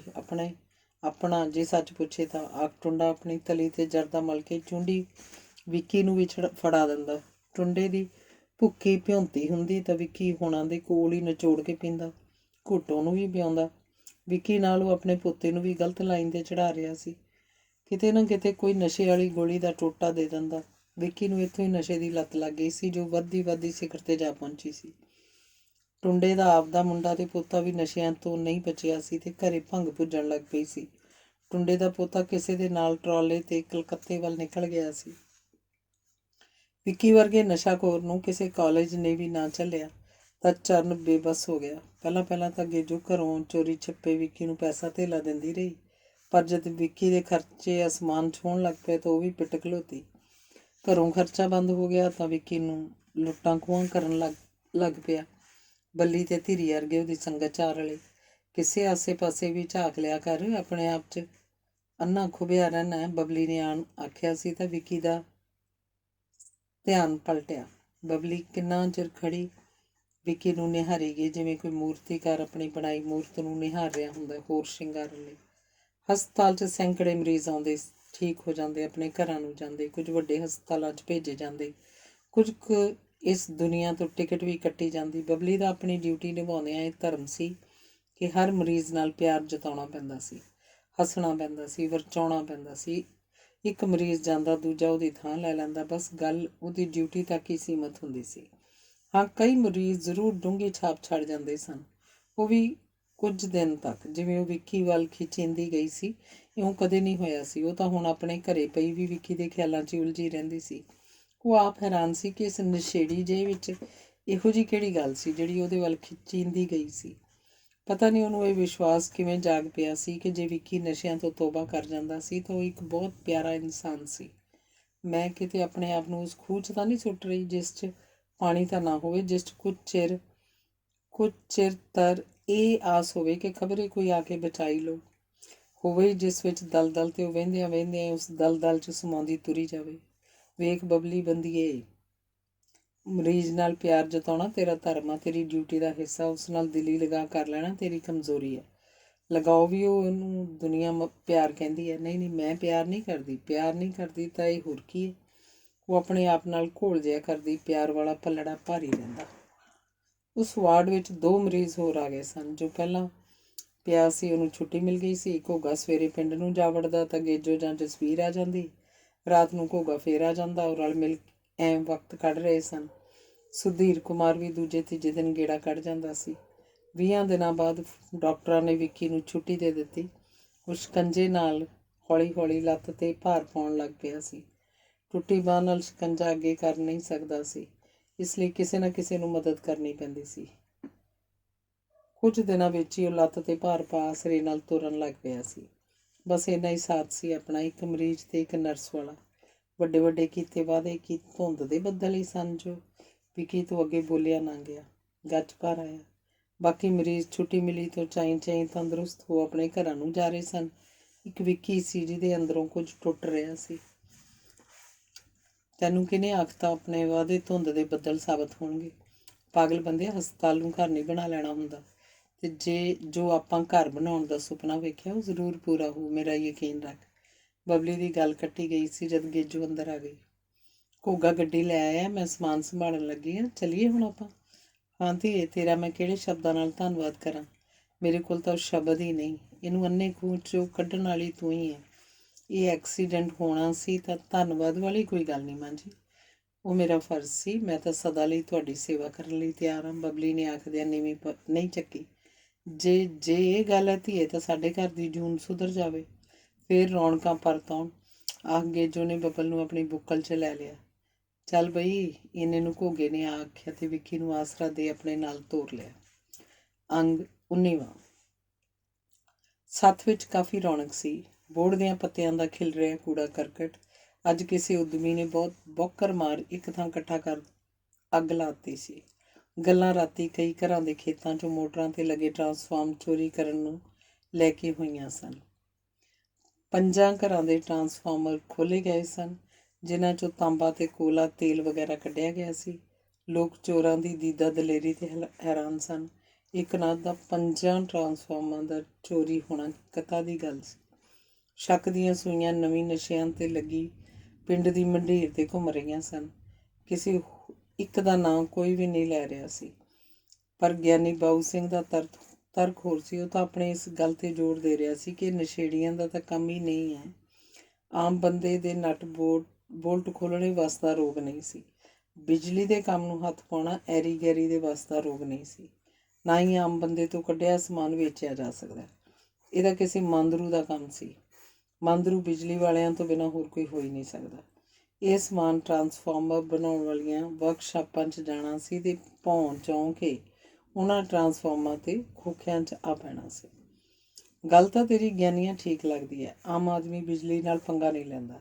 ਇਹ ਤਾਂ ਮਾਹਰ ਬੰਦਿਆਂ ਦਾ ਕੰਮ ਹੈ। ਸਾਰੇ ਨਹੀਂ ਤਾਂ ਇੱਕ ਅੱਧਾ ਬੰਦਾ ਮਹਿਕਮੇ ਦਾ ਨਾਲ ਜ਼ਰੂਰ ਹੁੰਦਾ ਹੈ। ਕਿਉਂ ਬਾਬਾ ਦਲੀਪ, ਤੇਰਾ ਕੀ ਖਿਆਲ ਹੈ? ਇੱਕ ਜਣਾ ਗਿਆਨੀ ਨਾਲ ਸਹਿਮਤ ਹੋ ਗਿਆ ਸੀ। ਗੱਲ ਦਿਲ ਲੱਗਦੀ ਹੈ ਭਾਈ, ਕੋਈ ਝੂਠ ਨਹੀਂ ਇਸ 'ਚ। ਤੇਲ ਵੀ ਐਂ ਕੱਢਿਆ ਕੰਜਰਾਂ ਨੇ, ਮਜਾਲ ਆ ਕਿਤੇ ਤੁਪਕਾ ਡੁੱਲਿਆ ਹੋਵੇ। ਦੱਸਦੇ ਆ ਅਣਜਾਣ ਬੰਦੇ ਧੂੰ ਹੀ ਖਿਲਾਰੇ ਪਾ ਦਿੰਦਾ। ਨੱਟ ਵੀ ਐਂ ਸਲੀਕੇ ਨਾਲ ਰੱਖਿਆ ਜਿਵੇਂ ਫੇਰ ਆਪ ਹੀ ਫਿੱਟ ਕਰਨਾ ਹੋਵੇ। ਦਲੀਪ ਸਿੰਘ ਬੋਲਿਆ। ਹੈ ਹੀ ਤਾਂ ਸ਼ੱਕ ਬਿਜਲੀ ਵਾਲਿਆਂ 'ਤੇ ਜਾਂਦਾ ਹੈ। ਊਂ ਰਪਟ ਤਾਂ ਥਾਣੇ ਲਿਖਾਈ ਹੋਣੀ ਆ ਕਿ ਨਹੀਂ? ਇੱਕ ਜਣਾ ਬੋਲਿਆ। ਗੱਡਾ ਤਾਂ ਗਿਆ ਹੀ ਆ, ਰਪਟ ਲਿਖਾ ਕੇ ਕੁਹਾੜਾ ਵੀ ਮਗਰ ਸੁੱਟਣਾ ਹੈ। ਮੈਂ ਤਾਂ ਘੋਗੇ ਨੂੰ ਆਖਿਆ ਸੀ, ਕੋਈ ਲੋੜ ਨਹੀਂ ਥਾਣੇ ਜਾਣ ਦੀ। ਪਿਛਲੇ ਸਾਲ 2-3 ਘਰਾਂ ਦੇ ਲੱਥੇ ਸੀ। ਨਿਬੜਿਆ ਕੁਛ ਨਹੀਂ ਨਿਬੜਿਆ। ਸਹੀ ਗੱਲ, ਨਜਾਇਜ਼ ਕਈਆਂ ਦੇ ਜ਼ਰੂਰ ਕੁੱਟ ਪੈਣੀ ਆ। ਅਸਲੀ ਚੋਰ ਹੱਥ ਨਹੀਂ ਆਉਣੇ, ਬਸ ਢਕੀ ਰਹਿਣ ਦਿਓ। ਇੱਕ ਹੋਰ ਆਵਾਜ਼ ਆਈ। ਬਈ ਦਲੀਪ ਸਿਆਂ, ਤੁਹਾਡਾ ਵੀ ਗਿਆ ਦੱਸਦੇ ਆ? ਕਿਸੇ ਨੇ ਪੁੱਛਿਆ। ਸਾਡਾ ਕਿਹੜਾ ਭਾਈ ਚੋਰ, ਭੂਆ ਦੇ ਪੁੱਤ ਸੀ, ਸਾਡਾ ਵੀ ਲੈ ਗਏ। ਦਲੀਪ ਨੇ ਆਖਿਆ। ਉਦੋਂ ਹੀ ਕਿਸੇ ਨੇ ਆ ਪੁੱਛਿਆ, ਤਾਂ ਉਹ ਘੋਗਾ ਘਰੇ ਆ, ਤੁਹਾਡੀ ਕਾਰ ਲੈ ਕੇ ਜਾਣੀ ਸੀ। ਤੁਹਾਡੀ ਮਾਂ ਦੇ ਸੱਟ ਲੱਗ ਗਈ, ਤਿਲਕ ਗਏ। ਜੈਤੋਂ 10 ਭਾਈ ਆ ਸਿਆਣੇ ਦੀ, ਮਖਾ ਵਿਖਾਈ ਲਿਆਈਏ। ਘੋਗਾ ਕੇਰਾ ਤਾਂ ਘਰੇ ਹੀ ਆ ਸ਼ੇਰਾ, ਪਰ ਗੱਡੀ ਲੈ ਕੇ ਉਹਨੇ ਸ਼ਹਿਰ ਜਾਣਾ। ਵਿੱਕੀ ਨੂੰ ਛੁੱਟੀ ਮਿਲੂ ਅੱਜ। ਦਲੀਪ ਨੇ ਦੱਸਿਆ ਤਾਂ ਪੁੱਛਣ ਵਾਲਾ ਤੁਰ ਗਿਆ, ਪਰ ਗੱਲ ਮੋੜਾ ਕੱਟ ਟਰਾਂਸਫਾਰਮਰ ਦੀ ਚੋਰੀ ਤੋਂ ਚਰਨ ਕੇ ਘਰ ਵੱਲ ਪਹੁੰਚ ਗਈ। ਕਿਵੇਂ ਬਈ ਦਲੀਪ ਸਿਆਂ? ਠੀਕ ਆ ਹੁਣ ਚਰਨ ਦਾ ਪੋਤਾ? ਕਿਸੇ ਜਣੇ ਪੁੱਛਿਆ। ਹਾਂ ਠੀਕ ਹੀ ਦੱਸਦੇ ਆ, ਮੈਥੋਂ ਤਾਂ ਜਾ ਨਹੀਂ ਹੋਇਆ, ਘੋਗਾ ਹੀ ਜਾਂਦਾ ਰਿਹਾ। ਮਿਲ ਜਾਊ ਛੁੱਟੀ, ਅੱਜ ਘਰ ਆ ਕੇ ਹੌਲੀ ਹੌਲੀ ਠੀਕ ਹੋ ਹੀ ਜਾਣਾ, ਦਲੀਪ ਨੇ ਦੱਸਿਆ। ਚੰਗਾ ਹੈ ਭਰਾਓ, ਆਪਦੇ ਘਰ ਠੀਕ ਹੋ ਕੇ ਆਵੇ। ਕੰਜਰ ਭਾਵੇਂ ਕਿਹੋ ਜਿਹਾ ਹੀ ਹੈ, ਜਸਵੀਰ ਕੌਰ ਹੋਰਾਂ ਦੀ ਦੁਨੀਆ ਉਸੇ ਨਾਲ ਹੀ ਹੈ, ਗਿਆਨੀ ਬਾਬੂ ਸਿੰਘ ਨੇ ਆਖਿਆ। ਸਹੀ ਗੱਲ ਆ ਬਈ, ਸਿੱਟਣ ਵਾਲੀ ਨਹੀਂ। ਦਲੀਪ ਸਿਆਂ ਭਾਈ ਤੇਰੀ ਗੱਲ ਘਸਾਵਾਂ, ਇਸ ਪਰਿਵਾਰ ਨਾਲ ਪਹਿਲਾਂ ਤੋਂ ਹੀ ਰਿਹਾ। ਇੱਕ ਹੋਰ ਆਵਾਜ਼ ਆਈ। ਚਰਨ ਦਾ ਗੱਲ ਘਸਾਵਾ ਭਰਾਓ ਸਾਰਿਆਂ ਨਾਲ ਹੀ ਸੀ। ਵੱਟ ਕਿਹਦੇ ਨਾਲ ਸੀ ਉਹਦਾ? ਹਰ ਇੱਕ ਦੇ ਦੁੱਖ ਦੇ ਸੁੱਖ ਦੇ 'ਚ ਹਿੱਸਾ ਲੈਂਦਾ ਸੀ, ਦਲੀਪ ਬੋਲਿਆ। ਆਹੋ, ਵੱਟ ਵਾਲੇ ਤਾਂ ਆਪਦੀ ਮੌਤ ਆਪ ਹੀ ਮਰ ਗਏ, ਸੋਹਣ ਵਾਲੇ ਫਰੜੇ ਉਹਨੇ ਆਪ ਚੱਕਦੇ, ਫਿਰ ਦੁਖੀ ਤਾਂ ਕੋਈ ਰਹਿ ਹੀ ਨਹੀਂ ਗਿਆ ਸੀ। ਇੱਕ ਹੋਰ ਆਵਾਜ਼ ਆਈ। ਕੱਦੀ ਵੀ ਨਾਲ ਸੀ, ਦੱਸਦੇ ਆ। ਵਿਹੜੇ ਵਾਲਾ ਜਦੋਂ ਚਰਨ ਨੇ ਸੋਹਣ ਮਾਰਿਆ ਹੈ, ਕਿਉਂ ਤਾਂ ਉਹ ਦਲੀਪ ਇਉਂ ਹੀ ਸੀ ਕਿ ਕੱਦੀ ਨੂੰ ਲੋਕ ਐਵੇਂ ਫਿੱਟ ਕਰ ਦਿੰਦੇ ਰਹੇ ਆ ਗੱਲੀ ਬਾਤੀ? ਇੱਕ ਨੌਜਵਾਨ ਮੁੰਡੇ ਨੇ ਪੁੱਛਿਆ, ਜੋ ਹੁਣੇ ਆ ਕੇ ਬੈਠਾ ਸੀ। ਕੱਦੀ ਨਾਲ ਹੀ ਸੀ, ਦੋਵੇਂ ਹੀ ਸਨ, ਦਲੀਪ ਤੋਂ ਪਹਿਲਾਂ ਹੀ ਗਿਆਨੀ ਬੋਲ ਪਿਆ। ਅਸੀਂ ਉਦੋਂ ਅੱਧੀ ਇੱਕ ਗੱਲ ਤਾਂ ਤੈਥੋਂ ਸੁਣੀ ਗਏ ਸੀ, ਕੁਝ ਬਾਈ ਸਿਆਂ ਕੱਦੀ ਸੁਣਾ ਗਿਆ ਸੀ, ਅੱਜ ਤੂੰ ਸਿਰੇ ਲਾ, ਗੀਤਾ ਬੋਲਿਆ।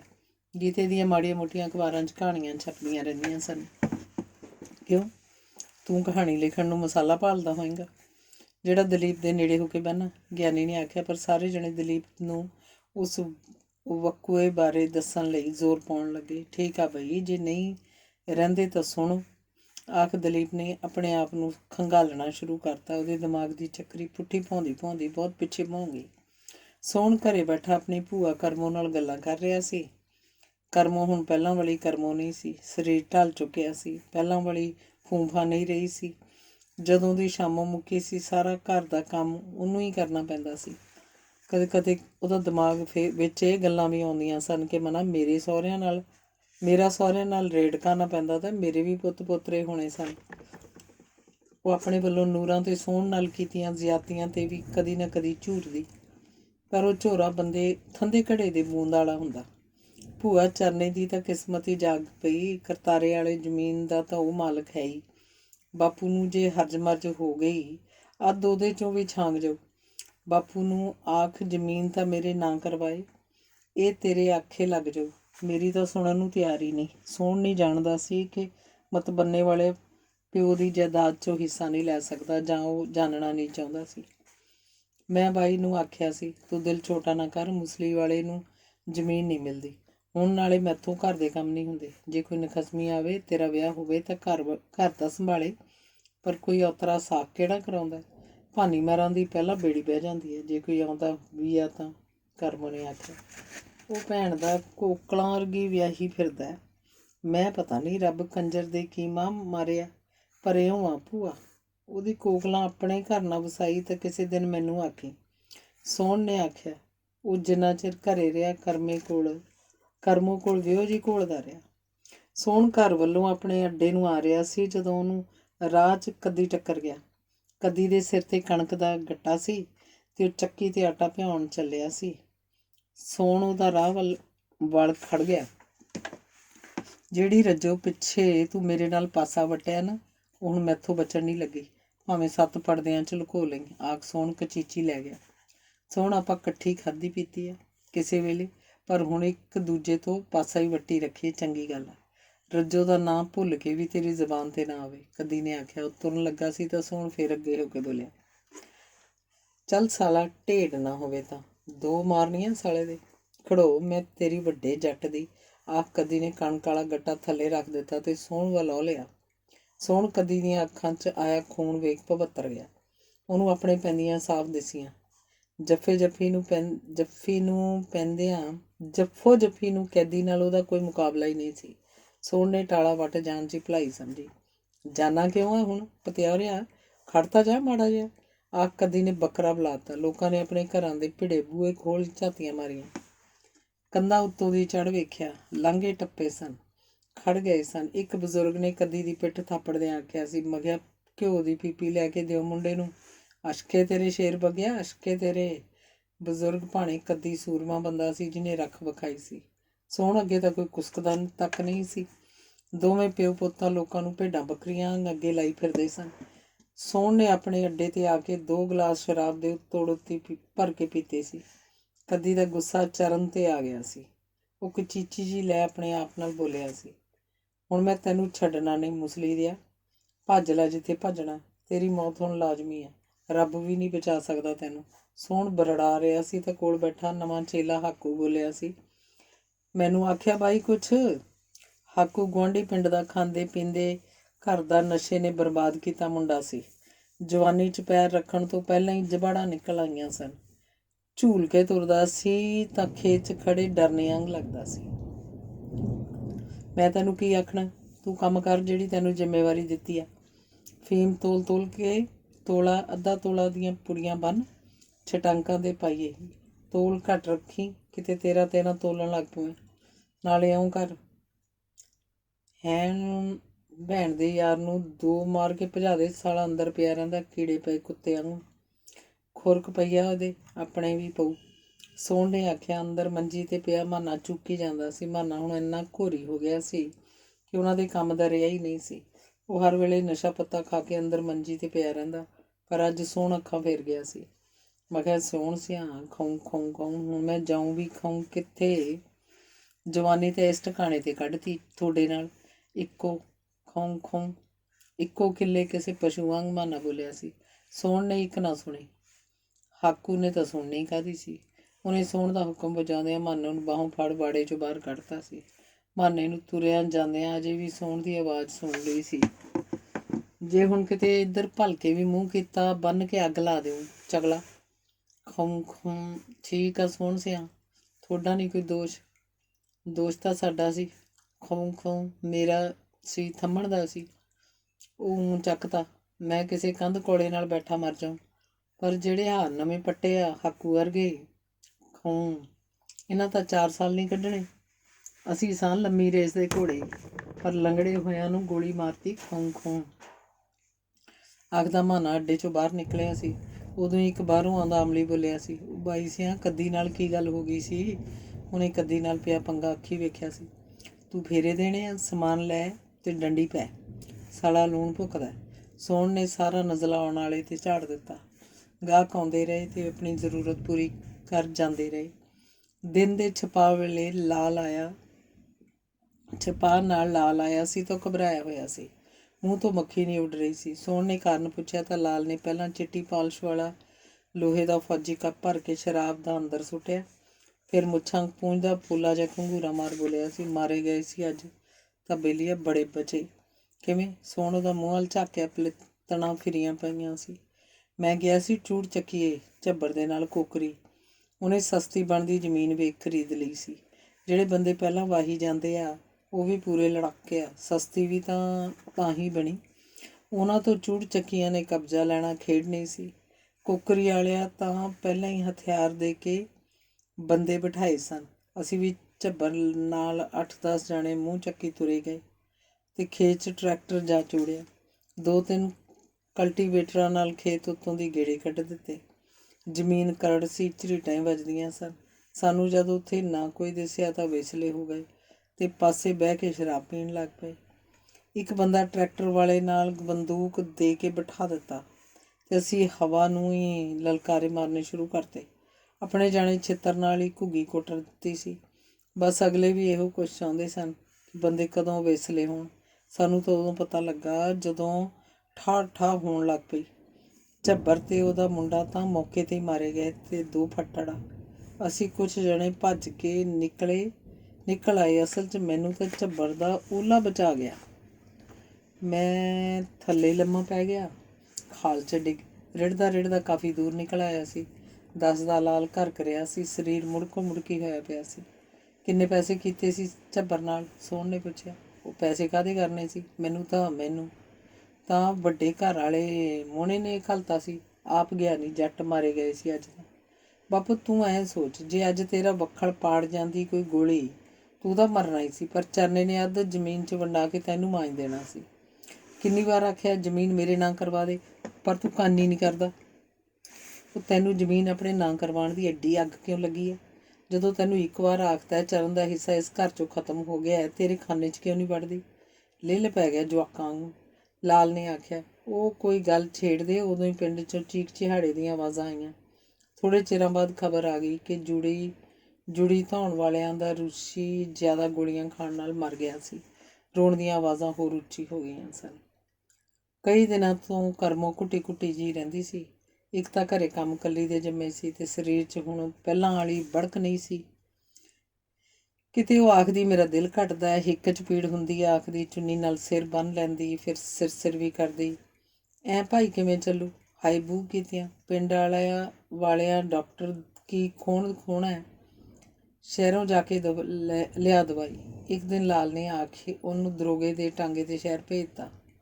ਹਸਪਤਾਲ 'ਚ ਜੀ ਉਹ ਆਪਣੀ ਵਾਰੀ ਦੀ ਉਡੀਕ ਕਰ ਰਹੀ ਸੀ ਕਿ ਉਹਦਾ ਧਿਆਨ ਆਪਣੇ ਸਾਹਮਣੇ ਬੈਠੀ ਇੱਕ ਔਰਤ 'ਤੇ ਗਿਆ। ਉਹ ਔਰਤ ਕਰਮੋਂ ਨੂੰ ਹੂ-ਬਹੂ ਨੂਰਾਂ ਵਰਗੀ ਲੱਗੀ। ਕਰਮੋਂ ਨੂੰ ਇੱਕ ਝਟਕਾ ਜਿਹਾ ਲੱਗਿਆ। ਉਹ ਦਿਨ ਚੇਤੇ ਆਉਣ ਲੱਗ ਪਏ ਜਦੋਂ ਨੂਰਾਂ ਦੇ ਹੁਸਨ ਦੇ ਸੜੇਵੇਂ ਤੇ ਥੰਮਣ ਦੇ ਨਾਲ ਕਾਮ ਕੀੜਾ ਚੰਨੀ ਹੋ ਬਹੁਤ ਵੱਡਾ ਪਾਪ ਕਰ ਬੈਠੀ ਸੀ। ਨੂਰਾਂ 'ਤੇ ਝੂਠਾ ਇਲਜ਼ਾਮ ਲਾਉਣ ਵਾਲਾ ਪਾਪ। ਨੂਰਾਂ ਦੀ ਜਾਨ ਤਾਂ ਗਈ। ਉਸ ਦਿਨ ਤੋਂ ਬਾਅਦ ਹੱਸਦਾ ਵਸਦਾ ਘਰ ਬਰਬਾਦੀ ਦੇ ਰਾਹ ਪੈ ਗਿਆ। ਨੂਰਾਂ ਨੂੰ ਆਪਣੀਆਂ ਕੀਤੀਆਂ ਗਲਤੀਆਂ 'ਤੇ ਪਛਤਾਵਾ ਹੋਣ ਲੱਗ ਪਿਆ। ਆਪਣੇ ਆਪ ਨੂੰ ਲਾਹਨਤਾਂ ਜਿਹੀਆਂ ਪਾਉਣ ਦੀ ਆਪਣਾ ਸਿਰ ਘੁੱਟਣ ਲੱਗ ਪਈ। ਸਿਰ ਨੂੰ ਘਮੇਰ ਜਿਹੀ ਚੜ੍ਹੀ ਤਾਂ ਉਹ ਥੱਲੇ ਵਿਛਦੀ ਤੁਰੀ ਗਈ।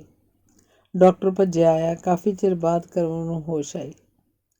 ਉਹ ਬਿਟਰ ਆਸੇ-ਪਾਸੇ ਝਾਕਣ ਲੱਗ ਪਈ। ਬੋਲਣ ਦੀ ਉਹ ਬਹੁਤ ਕੋਸ਼ਿਸ਼ ਕਰ ਰਹੀ ਸੀ, ਪਰ ਬੋਲਿਆ ਨਾ ਗਿਆ ਤੇ ਪਾਗਲਾਂ ਵਾਲੀਆਂ ਹਰਕਤਾਂ ਕਰਨ ਲੱਗ ਪਈ। ਇਹਦੇ ਨਾਲ ਕੌਣ ਆ ਭਾਈ? ਹੈ ਕੋਈ? ਡਾਕਟਰ ਨੇ ਪੁੱਛਿਆ ਤਾਂ ਸਾਰੇ ਮਰੀਜ਼ਾਂ ਤੇ ਮਰੀਜ਼ਾਂ ਦਿਆਂ ਵਾਰਸਾਂ ਨੇ ਸਿਰ ਫੇਰ ਦਿੱਤਾ।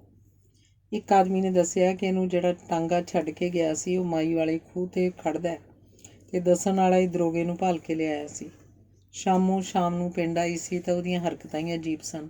ਉਹ ਗੂੰਗੀ ਵੀ ਤੇ ਪਾਗਲ ਵੀ ਹੋ ਚੁੱਕੀ ਸੀ। ਲੋਕ ਸਵਾਦ ਲੈ ਕਰਮੋਂ ਦੀਆਂ ਗੱਲਾਂ ਕਰਦੇ। ਇੱਥੇ ਹੀ ਭਰਨੀਆਂ ਪੈਂਦੀਆਂ ਭਾਈ, ਅੱਗਾ ਕੀ ਨਹੀਂ ਵੇਖਿਆ? ਪਾਪ ਤਾਂ ਸਿਰ ਚੜ੍ਹ ਕੇ ਬੋਲਦੇ ਆ। ਰੱਬ ਦਾ ਘਸੁੰਨ ਜਦ ਵੱਜਦਾ ਖੜਕਾ ਨਹੀਂ ਹੁੰਦਾ। ਲਾਠੀ ਕਹਿੰਦੇ ਹੁੰਦੀ ਆ। ਚੱਲ ਹੈ ਕਹਿ ਦਿੰਦੇ ਆ, ਇੱਕੋ ਹੀ ਗੱਲ ਆ। ਲਾਲ ਤਾਂ ਜਿਹੋ ਜਿਹਾ ਸੀ ਹੀ। ਇਹ ਵੀ ਮਾਂ ਦੀ ਧੀ ਦੁੰਬ ਚੱਕੀ ਰੱਖਦੀ ਸੀ। ਇਹ ਕਿਸੇ ਕਰਤੂਤ ਵਾਲੀ ਹੁੰਦੀ ਘਰ ਨਹੀਂ ਖਰਾਬ ਹੋਣਾ ਸੀ। ਹੋਈਆਂ ਹੀ ਇਹਦੇ ਪੈਰੋਂ ਭੁੱਲੇ ਤਾਂ ਨਹੀਂ ਆਪਾਂ। ਲੋਕ ਗੱਲਾਂ ਕਰਦੇ। ਕਰਮੋਂ ਨੂੰ ਰਾਤ ਨੂੰ ਨੀਂਦ ਆਉਣੋਂ ਹਟ ਗਈ ਸੀ। ਉਹ ਸਾਰੀ ਰਾਤ ਬਾਹਰ ਵਿਹੜੇ 'ਚ ਤੁਰੀ ਫਿਰਦੀ, ਅਸਮਾਨ ਵੱਲ ਮੂੰਹ ਕਰ ਹੱਸੀ ਜਾਂਦੀ। ਉਹ ਵਿਹੜੇ 'ਚ ਨਲਕੇ 'ਤੇ ਅਲਫ ਨੰਗੀ ਹੋ ਕੇ ਨਹਾਉਣ ਲੱਗ ਪੈਂਦੀ। ਲਾਲ ਤੇ ਸੋਹਣ ਇਹੋ ਜਿਹੀਆਂ ਹਰਕਤਾਂ ਤੋਂ ਧੌਲ ਧੱਫਾ ਵੀ ਕਰ ਜਾਂਦੇ। ਕਈ ਬੁੜੀਆਂ ਕਹਿੰਦੀਆਂ ਨੂਰਾਂ ਦੀ ਕਸਰ ਆ। ਹੁਣ ਘਰ ਦੇ ਕੰਮ ਲਈ ਇੱਕ ਅਮਲੀ ਛੱਡਿਆ ਸੀ, ਜਿਹੜਾ ਰੋਟੀ ਬਣਾਉਣ ਤੋਂ ਲੈ ਕੇ ਬਾਕੀ ਸਾਰੇ ਕੰਮ ਵੀ ਕਰਦਾ ਸੀ। ਚਰਨ ਅਕਸਰ ਹੀ ਸੋਚਦਾ ਰਹਿੰਦਾ ਕਿ ਮਨਾ ਜੇ ਸਾਡੇ ਦੇਸ਼ 'ਚ ਨਸ਼ਿਆਂ ਦਾ ਖਾਤਮਾ ਹੋ ਜਾਏ ਤਾਂ ਸਾਡਾ ਦੇਸ਼ ਖੁਸ਼ਹਾਲ ਹੋ ਸਕਦਾ ਹੈ। ਇੱਕ ਦਿਨ ਚਰਨ ਘਰੇ ਬੈਠਾ ਆਪਣੇ ਤਾਣੇ ਪੇਟੇ 'ਚ ਉਲਝਿਆ ਹੋਇਆ ਸੀ ਕਿ ਜਸਬੀਰ ਨੇ ਮਗਰ ਦੀ ਆ ਕੇ ਉਹਦੀਆਂ ਅੱਖਾਂ ਮੀਟ ਦਿੱਤੀਆਂ। ਚਰਨ ਆਪਣੇ ਧਿਆਨ ਕਰਕੇ ਪਹਿਲਾਂ ਤਾਂ ਤਰਬਕਿਆ, ਪਰ ਫਿਰ ਪੋਲੇ ਹੱਥ ਪਲੋਸਣ ਲੱਗ ਪਿਆ ਤੇ ਹੱਸ ਕੇ ਬੋਲਿਆ, ਤੇਰੀ ਤਾਂ ਮੈਨੂੰ 100 ਕੋਹਾਂ ਤੋਂ ਮੁਸ਼ਕ ਆ ਜਾਂਦੀ ਆ ਮੇਰੀ ਬੱਲੋ। ਮੁਸ਼ਕ ਨੂੰ ਮੈਂ ਛੱਪੜ 'ਚੋਂ ਸਣ ਦੱਬ ਕੇ ਆਈ ਹਾਂ। ਜਸਬੀਰ ਨੇ ਚਰਨ ਦੇ ਮੋਢੇ 'ਤੇ ਧੱਫਾ ਮਾਰਿਆ। ਕਹਿਣਾ ਤਾਂ ਸੀ ਮਹਿਕਦੀ ਏਂ ਗੁਲਾਬ ਦੇ ਫੁੱਲਾਂ ਨੂੰ, ਪਰ ਚੰਮ ਦੀ ਜੀਭ ਸੀ ਤਿਲਕ ਗਈ। ਨਾਲੇ ਤੈਨੂੰ ਜੱਟੀਏ ਕਿਤੇ ਕਿਸੇ ਛੱਪੜੀ 'ਚ ਜੱਟ ਸਣ ਦੱਬਦਾ ਦਿਸਿਆ ਹੋ, ਪਰ ਸਾਲ ਭਰ ਸਣ ਦੇ ਰੱਸੇ ਪੈੜੇ ਪੱਟੀਆਂ ਮੰਜੇ ਜਿਹੜੇ ਸਣ ਕੱਤ ਬਣਾਏ ਹੋਣਗੇ ਤੇ ਜਿਹੜੀ ਖੁਸ਼ੀ ਉਸ ਵੇਲੇ ਉਹਦੇ ਚਿਹਰੇ 'ਤੇ ਆਈ ਹੋ, ਤੂੰ ਕੀ ਜਾਣੇ ਮੇਰੀ ਅਣਜਾਣੇ। ਜਸਬੀਰ ਚੁੱਪ ਮੁਸਕੜੀਆਂ ਹੱਸਦੀ ਰਹੀ। ਹੁਣ ਚੁੱਪ ਕਿਉਂ ਹੋ ਗਈ? ਚਰਨ ਨੇ ਜਿਵੇਂ ਆਪਣੇ ਆਪ ਨੂੰ ਜੇਤੂ ਸਮਝਿਆ। ਚੁੱਪ ਮੈਂ ਤਾਂ ਹੋ ਗਈ, ਮੈਂ ਬਾਣੀਆਂ ਦੀ ਕੁੜੀ ਨਹੀਂ। ਤੂੰ ਕਦੀ ਖਿਆਲ ਕੀਤਾ ਸਾਡੇ ਘਰੋਂ ਮੇਰੇ ਮਾਪੀ ਪੜਛੱਤੀ ਦੇ ਕੱਢੇ ਗਰਨਿਆਂ ਦੀ ਸਣ ਦਾ ਢੇਰ ਲੱਗਾ ਪਿਆ ਹੁੰਦਾ। ਸਾਰੇ ਮੰਜੇ ਸਣ ਦੇ ਹੁੰਦੇ ਆ। ਬਾਪੂ ਹੱਥੀਂ ਸਣ ਕੱਤਣ 'ਚ ਮਾਰ ਆ। ਜਸਬੀਰ ਹੋਰ ਕੁਝ ਕਹਿੰਦੀ, ਦਰਵਾਜ਼ੇ ਵਾਲੇ ਬਾਰ ਦਾ ਬਾਹਰੋਂ ਅਰਲ ਖੜਕਾ ਕਿਸੇ ਨੇ ਚਰਨ ਦਾ ਨਾਂ ਲੈ ਆਵਾਜ਼ ਦਿੱਤੀ। ਚਰਨ ਨੇ ਉੱਠ ਕੇ ਬਾਰ ਖੋਲ੍ਹਿਆ ਤਾਂ ਬਾਹਰ ਕਮਿੱਕਰ ਦਾ ਸਾਥੀ ਬਿੱਲੂ ਖੜ੍ਹਾ ਸੀ। ਚਰਨ ਕੋਲ ਉਹ ਕਈ ਵਾਰ ਆ ਚੁੱਕਿਆ ਸੀ। ਦੋਹਾਂ ਨੇ ਫਤਿਹ ਸਾਂਝੀ ਕੀਤੀ ਤੇ ਅੰਦਰ ਆ ਬੈਠੇ। ਦੋਵੇਂ ਵੱਡੀ ਰਾਤ ਤੱਕ ਗੱਲਾਂ ਕਰਦੇ ਰਹੇ। ਸਵੇਰੇ ਸਦਿਆਂ ਹੀ ਬਿੱਲੂ ਆਪਣਾ ਝੋਲਾ ਗਲ 'ਚ ਪਾ ਤੁਰ ਗਿਆ। ਦੂਜੇ ਦਿਨ ਸ਼ਾਮ ਨੂੰ ਹੀ ਚਰਨ ਨੂੰ ਖਬਰ ਮਿਲੀ ਸੀ ਕਿ ਬਿੱਲੂ ਪੁਲਿਸ ਹੱਥੋਂ ਮਾਰਿਆ ਗਿਆ ਸੀ। ਬਿੱਲੂ ਵਧੀਆ ਕਹਾਣੀਕਾਰ ਸੀ, ਕਵਿਤਾ ਵੀ ਬਾਕਮਾਲ ਲਿਖਦਾ ਸੀ। ਜਿੰਨਾ ਵੀ ਬਿੱਲੂ ਨੇ ਲਿਖਿਆ ਸੀ ਲੋਕਾਂ ਦੇ ਹੱਕਾਂ ਲਈ ਲਿਖਿਆ ਸੀ। ਸਰਕਾਰ ਚਲਾਉਣ ਵਾਲਿਆਂ ਦੇ ਉਹਦੀ ਕਲਮ ਅੱਖਾਂ 'ਚ ਰੜਕ ਪਾਉਂਦੀ ਸੀ। ਚਰਨ ਬਿੱਲੂ ਦੇ ਭੋਗ 'ਤੇ ਗਿਆ ਸੀ। ਉਹਨੇ ਆ ਕੇ ਜਸਵੀਰ ਨੂੰ ਦੱਸਿਆ ਸੀ ਕਿ ਬਿੱਲੂ ਦੇ ਨਿੱਕੇ ਨਿੱਕੇ ਜਵਾਕ ਰੋਂਦੇ ਝੱਲੇ ਨਹੀਂ ਜਾਂਦੇ ਸੀ। ਘਰ ਵਾਲੀ ਅੱਡ ਰੋ ਰੋ ਕਮਲੀ ਹੋਈ ਪਈ ਸੀ। ਬੁੱਢੀ ਮਾਂ ਨੂੰ ਤਾਂ ਇਹ ਸਦਮਾ ਲੈ ਬੈਠੂ, ਕਾਹਦਾ ਬਚਣਾ ਉਹਨੇ। ਰੋ ਰੋ ਉਹਨੇ ਅੱਖਾਂ ਦੀ ਜੋਤ ਗੁਆ ਲਈ ਹੈ। ਭੋਗ 'ਤੇ ਲੋਹੜਿਆਂ ਦਾ ਕੱਟ ਸੀ, ਹਰ ਅੱਖ ਰੋਈ ਸੀ। ਉਹ ਸਾਰੀ ਰਾਤ ਚਰਨ ਨਹੀਂ ਸੁੱਤਾ ਸੀ। ਬਾਰ-ਬਾਰ ਬਿੱਲੂ ਦਾ ਚਿਹਰਾ ਅੱਖਾਂ ਮੂਹਰੇ ਆਉਂਦਾ ਰਿਹਾ। ਚਰਨ ਨੂੰ ਰਾਤ ਦੀ ਰੋਟੀ ਖਾ ਕੇ ਬਾਹਰ ਤੁਰ ਫਿਰ ਕੇ ਆਉਣ ਦੀ ਆਦਤ ਸੀ। ਉਹ ਰੋਟੀ ਖਾ ਕੇ ਪਿਛਲੇ ਕੁਝ ਸਮੇਂ ਤੋਂ ਸੜਕੇ ਤੁਰਿਆ ਜਾਂਦਾ। ਪਿੰਡੋਂ 4 ਕਿਲੋਮੀਟਰ 'ਤੇ ਗੱਤੇ ਦਾ ਕਾਰਖਾਨਾ ਸੀ, ਉੱਥੋਂ ਤੱਕ ਜਾ ਵੜਦਾ ਅਤੇ 5-4 ਮਿੰਟ ਗੇਟ 'ਤੇ ਖੜ੍ਹੇ ਚੌਕੀਦਾਰ ਨਾਲ ਗੱਲਾਂ ਮਾਰਦਾ। ਫਿਰ ਉੱਥੋਂ ਪਿੰਡ ਦਾ ਸਿੱਧਾ ਧਰਮਸ਼ਾਲਾ ਨੂੰ ਤੁਰਿਆ ਜਾਂਦਾ। ਉਦੋਂ ਨੂੰ ਪੜ੍ਹਨ ਵਾਲੇ ਵੀ ਆ ਚੁੱਕੇ ਹੁੰਦੇ। ਚਰਨ ਪੁੱਤ, ਹਨੇਰੇ ਹੋਏ ਬਾਹਰ ਜਾਣਾ, ਡਰ ਲੱਗਦਾ ਕਿਤੇ ਸੰਤੋਂ ਆਪਣੇ ਮਨ ਦਾ ਡਰ ਦੱਸਦੀ ਤਾਰਾ ਵੀ ਟੋਕਦਾ। ਹੁਣ ਅੰਦਰ ਵੜ ਕੇ ਕਿੰਨਾ ਕੁ ਚਿਰ ਗੁਜ਼ਾਰਾ ਕਰਾਂਗੇ। ਐਵੇਂ ਨਾ ਤਾਈ ਤੂੰ ਫਿਕਰ ਕਰਿਆ ਕਰ, ਹਰ ਵੇਲੇ ਬੁਰਾ ਨਹੀਂ ਸੋਚੀਦਾ। ਪੁੱਤ ਡਰ ਤਾਂ ਲੱਗਦਾ ਹੀ ਆ ਨਾ, ਸੰਤੋਂ ਆਖਦੀ। ਪਰ ਚਰਨ ਨਹੀਂ ਜਾਂਦਾ ਹੁਣ। ਧਰਮਸ਼ਾਲਾ ਨੂੰ ਜਾਂਦਾ, ਉੱਧਰ ਹੀ ਨਿਕਲ ਜਾਂਦਾ। ਆਉਣ ਵਾਲੇ ਸਮੇਂ ਦੇ ਗਰਭ 'ਚ ਕੀ ਸੀ ਇਹ ਕੌਣ ਜਾਣਦਾ ਸੀ। ਅੰਗ 20ਵਾਂ। ਚਰਨ ਨੂੰ ਚੌਕੀਦਾਰ ਕੋਲੋਂ ਕੁਝ ਵੱਧ ਹੀ ਟਾਈਮ ਲੱਗ ਗਿਆ ਸੀ। ਉਹ ਮੁੜਨ ਨਹੀਂ ਲੱਗਾ ਸੀ ਜਦ ਲਾਲ ਸ਼ਹਿਰ ਵੱਲੋਂ ਆਉਂਦਾ ਉਹਦੇ ਕੋਲ ਦੀ ਲੰਘਿਆ। ਪਤਾ ਨਹੀਂ ਲਾਲ ਨੇ ਉਹਨੂੰ ਵੇਖਿਆ ਸੀ ਜਾਂ ਨਹੀਂ। ਲਾਲ ਪੁਲ ਤੋਂ ਪਿੱਛੇ ਮੁੜਦੀ ਪਹੀ ਤੋਂ ਕਿਸੇ ਟਰੈਕਟਰ ਤੋਂ ਉਤਰਿਆ ਸੀ। ਟਰੈਕਟਰ ਦੁੱਗ ਕਰਦਾ ਕੋਠਿਆਂ ਵੱਲ ਜਾਂਦਾ ਅਜੇ ਸੁਣ ਰਿਹਾ ਸੀ। ਸ਼ਹਿਰੋਂ ਆਉਂਦੀ ਕੋਈ ਸਾਧਨ ਨਹੀਂ ਮਿਲਿਆ ਹੋਣਾ। ਪਿੱਛੋਂ ਆਉਂਦਾ ਟਰੈਕਟਰ ਮਿਲਿਆ ਹੋ ਜੋ ਇੱਥੇ ਲਾ ਗਿਆ। ਚਰਨ ਨੇ ਸੁਭਾਵਕ ਹੀ ਆਪਣੇ ਮਨ 'ਚ ਸੋਚਿਆ, ਅੱਜ ਕਿਵੇਂ ਦੋਵੇਂ ਪਿਓ ਪੁੱਤੀ ਬਗਲੇ ਬਣੇ ਫਿਰਦੇ ਆ ਚਿੱਟੇ ਚਿੱਟੇ ਕੱਪੜਿਆਂ 'ਚ। ਚੌਕੀਦਾਰ ਨੇ ਚਰਨ ਨੂੰ ਮਜ਼ਾਕ ਕੀਤਾ। ਉਹ ਬਠਿੰਡੇ ਵੱਲ ਦਾ ਥੋੜ੍ਹਿਆ ਕਿਸਾਨ ਚੌਕੀਦਾਰਾ ਘਰ ਵਕਤ ਨੂੰ ਧੱਕਾ ਦੇ ਰਿਹਾ ਸੀ ਅਤੇ ਆਸੇ ਪਾਸੇ ਦੇ ਆਮ ਲੋਕਾਂ ਨੂੰ ਜਾਣਦਾ ਸੀ। ਅਸੀਂ ਇੱਕੋ ਥਾਂ 'ਚੋਂ ਰਹਿ ਕਰਕੇ ਬਣਾਏ ਸੀ। ਚਰਨ ਨੇ ਉਹਦੀ ਟਕੋਰ ਸੁਣ ਹੱਸ ਕੇ ਆਖਿਆ। ਚਰਨ ਨੇ ਸੋਚਿਆ ਸੀ ਕਿ ਬਾਪੂ ਥੋੜ੍ਹਾ ਘਣਾ ਅੱਗੇ ਲੰਘੇ ਤੋਂ ਤੁਰੂ। ਉਹ ਫਿਰ ਚੌਕੀਦਾਰ ਨਾਲ ਗੱਲਾਂ ਲੱਗ ਗਿਆ। ਉਦੋਂ ਹੀ ਠਾਹ ਠਾਹ ਦੀ ਆਵਾਜ਼ ਨਾਲ ਦੋਵੇਂ ਤ੍ਰਹਿ ਗਏ। ਉਹਨਾਂ ਸੜਕ 'ਤੇ ਅੱਖਾਂ ਚੌੜੀਆਂ ਕਰ ਧਿਆਨ ਮਾਰਿਆ, ਪਰ ਕੁਝ ਵੀ ਨਜ਼ਰ ਨਾ ਆਇਆ। ਚਰਨ ਨੂੰ ਇਹ ਪੱਕਾ ਸ਼ੱਕ ਸੀ ਕਿ ਉਹਦੇ ਪਿਓ ਨੇ ਉਹਨੂੰ ਧਮਕਾਉਣ ਲਈ ਫਾਇਰ ਕੀਤਾ ਹੋਊ। ਹੱਥ 'ਚ ਭਾਵੇਂ ਬੰਦੂਕ ਨਹੀਂ ਸੀ, ਪਰ ਪਿਸਤੌਲ ਜ਼ਰੂਰ ਹੋ। ਆਹ ਤਾਂ ਐਂ ਆ ਜਿਵੇਂ ਤੇਰੇ ਬੁੜੇ ਨੇ ਧੜੂਕਾ ਪਾਇਆ ਹੋਵੇ। ਚੌਕੀਦਾਰ ਨੇ ਆਖ ਚਰਨ ਦੀ ਸੋਚਣੀ 'ਤੇ ਜਿਵੇਂ ਮੋਹਰ ਲਾਤੀ। ਚੌਕੀਦਾਰ ਉਸ ਪਾਸੇ ਬੈਟਰੀ ਦਾ ਰੁੱਖ ਕਰਕੇ ਜਗਾਉਣ ਲੱਗਾ ਸੀ ਤਾਂ ਚਰਨ ਨੇ ਰੋਕਤਾ। ਨਾ ਬੈਟਰੀ ਨਾ ਜਗਾਈ, ਉਹ ਨਾ ਹੋਵੇ ਕਿਤੇ ਇਹ ਗੋਲੀ ਮੇਰੇ 'ਤੇ ਹੀ ਚਲਾਈ ਹੋਵੇ। ਚਰਨ ਨੇ ਖਦਸ਼ਾ ਜ਼ਾਹਰ ਕੀਤਾ ਅਤੇ ਕੈਬਿਨ ਦੀ ਊਠ ਜੀ ਵੱਲ ਹੋ ਗਿਆ। ਤੂੰ ਹੁਣ ਸੜਕ ਨਾ ਜਾਈ ਮੇਰਾ ਭਾਈ। ਇਉਂ ਕਰ, ਇੱਥੋਂ ਸਿੱਧਾ ਡੰਡੀ ਪੈ ਕੇ ਜਾ। ਜੇ ਆਖੇ ਤਾਂ ਮੈਂ ਛੱਡ ਆਉਣਾ, ਆਪਦੇ ਬਾਊ ਤੋਂ ਪੁੱਛ ਕੇ। ਚੌਕੀਦਾਰ ਨੇ ਆਖਿਆ। ਨਹੀਂ ਮੈਨੂੰ ਇਕੱਲੇ ਨੂੰ ਕੀ ਹੁੰਦਾ। ਆਖ ਚਰਨ ਉੱਥੋਂ ਹੀ ਡੰਡੀ ਪੈ ਗਿਆ ਜੋ ਖੇਤਾਂ 'ਚ ਪਾਏ ਘਰਾਂ ਨੂੰ ਕੱਟਦੀ ਪਿੰਡ ਵੱਲ ਪਹੇ 'ਤੇ ਜਾ ਚੜ੍ਹਦੀ ਸੀ। ਪਿੰਡ ਉਹ ਸਿੱਧਾ ਧਰਮਸ਼ਾਲਾ ਨੂੰ ਹੀ ਗਿਆ। ਉਹਦੇ ਸਾਰੇ ਸਾਥੀ ਆਏ ਬੈਠੇ ਸੀ। ਜਦ 2 ਘੰਟਿਆਂ ਬਾਅਦ ਚਰਨ ਹੋਣੀ ਘਰੋਂ ਘਰੀ ਆਉਣ ਵਾਲੇ ਹੀ ਸਨ ਤਾਂ ਦਲੀਪ ਆਇਆ ਸੀ ਅਤੇ ਚਰਨ ਨੂੰ ਇਹ ਆਖ ਲੈ ਗਿਆ ਸੀ, ਚਰਨ ਘਰ ਨੂੰ ਆ, ਕੰਮ ਆ। ਚਰਨ ਨੇ ਕੁਝ ਨਹੀਂ ਪੁੱਛਿਆ ਸੀ, ਚੁੱਪ ਕਰਕੇ ਦਲੀਪ ਨਾਲ ਤੁਰ ਪਿਆ।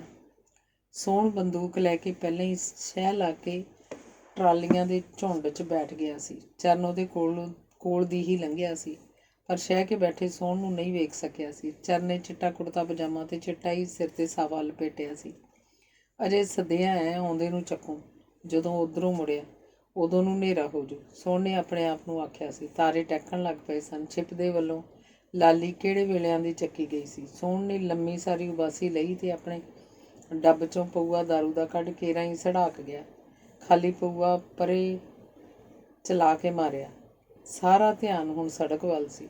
ਉਹਦੀ ਉਡੀਕ ਜਿਵੇਂ ਲੰਬੀ ਹੁੰਦੀ ਜਾ ਰਹੀ ਸੀ। ਸੱਜੇ ਹੱਥ ਦੀ ਅੰਗੂਠੇ ਨਾਲ ਦੀ ਉਂਗਲ ਬਿੰਦੇ ਝੱਟੇ ਬੰਦੂਕ ਦੇ ਘੋੜੇ 'ਤੇ ਜਾ ਰਹੀ ਸੀ। ਦੰਦ ਕੱਸੀ ਦੇ ਜਾ ਰਹੇ ਸਨ।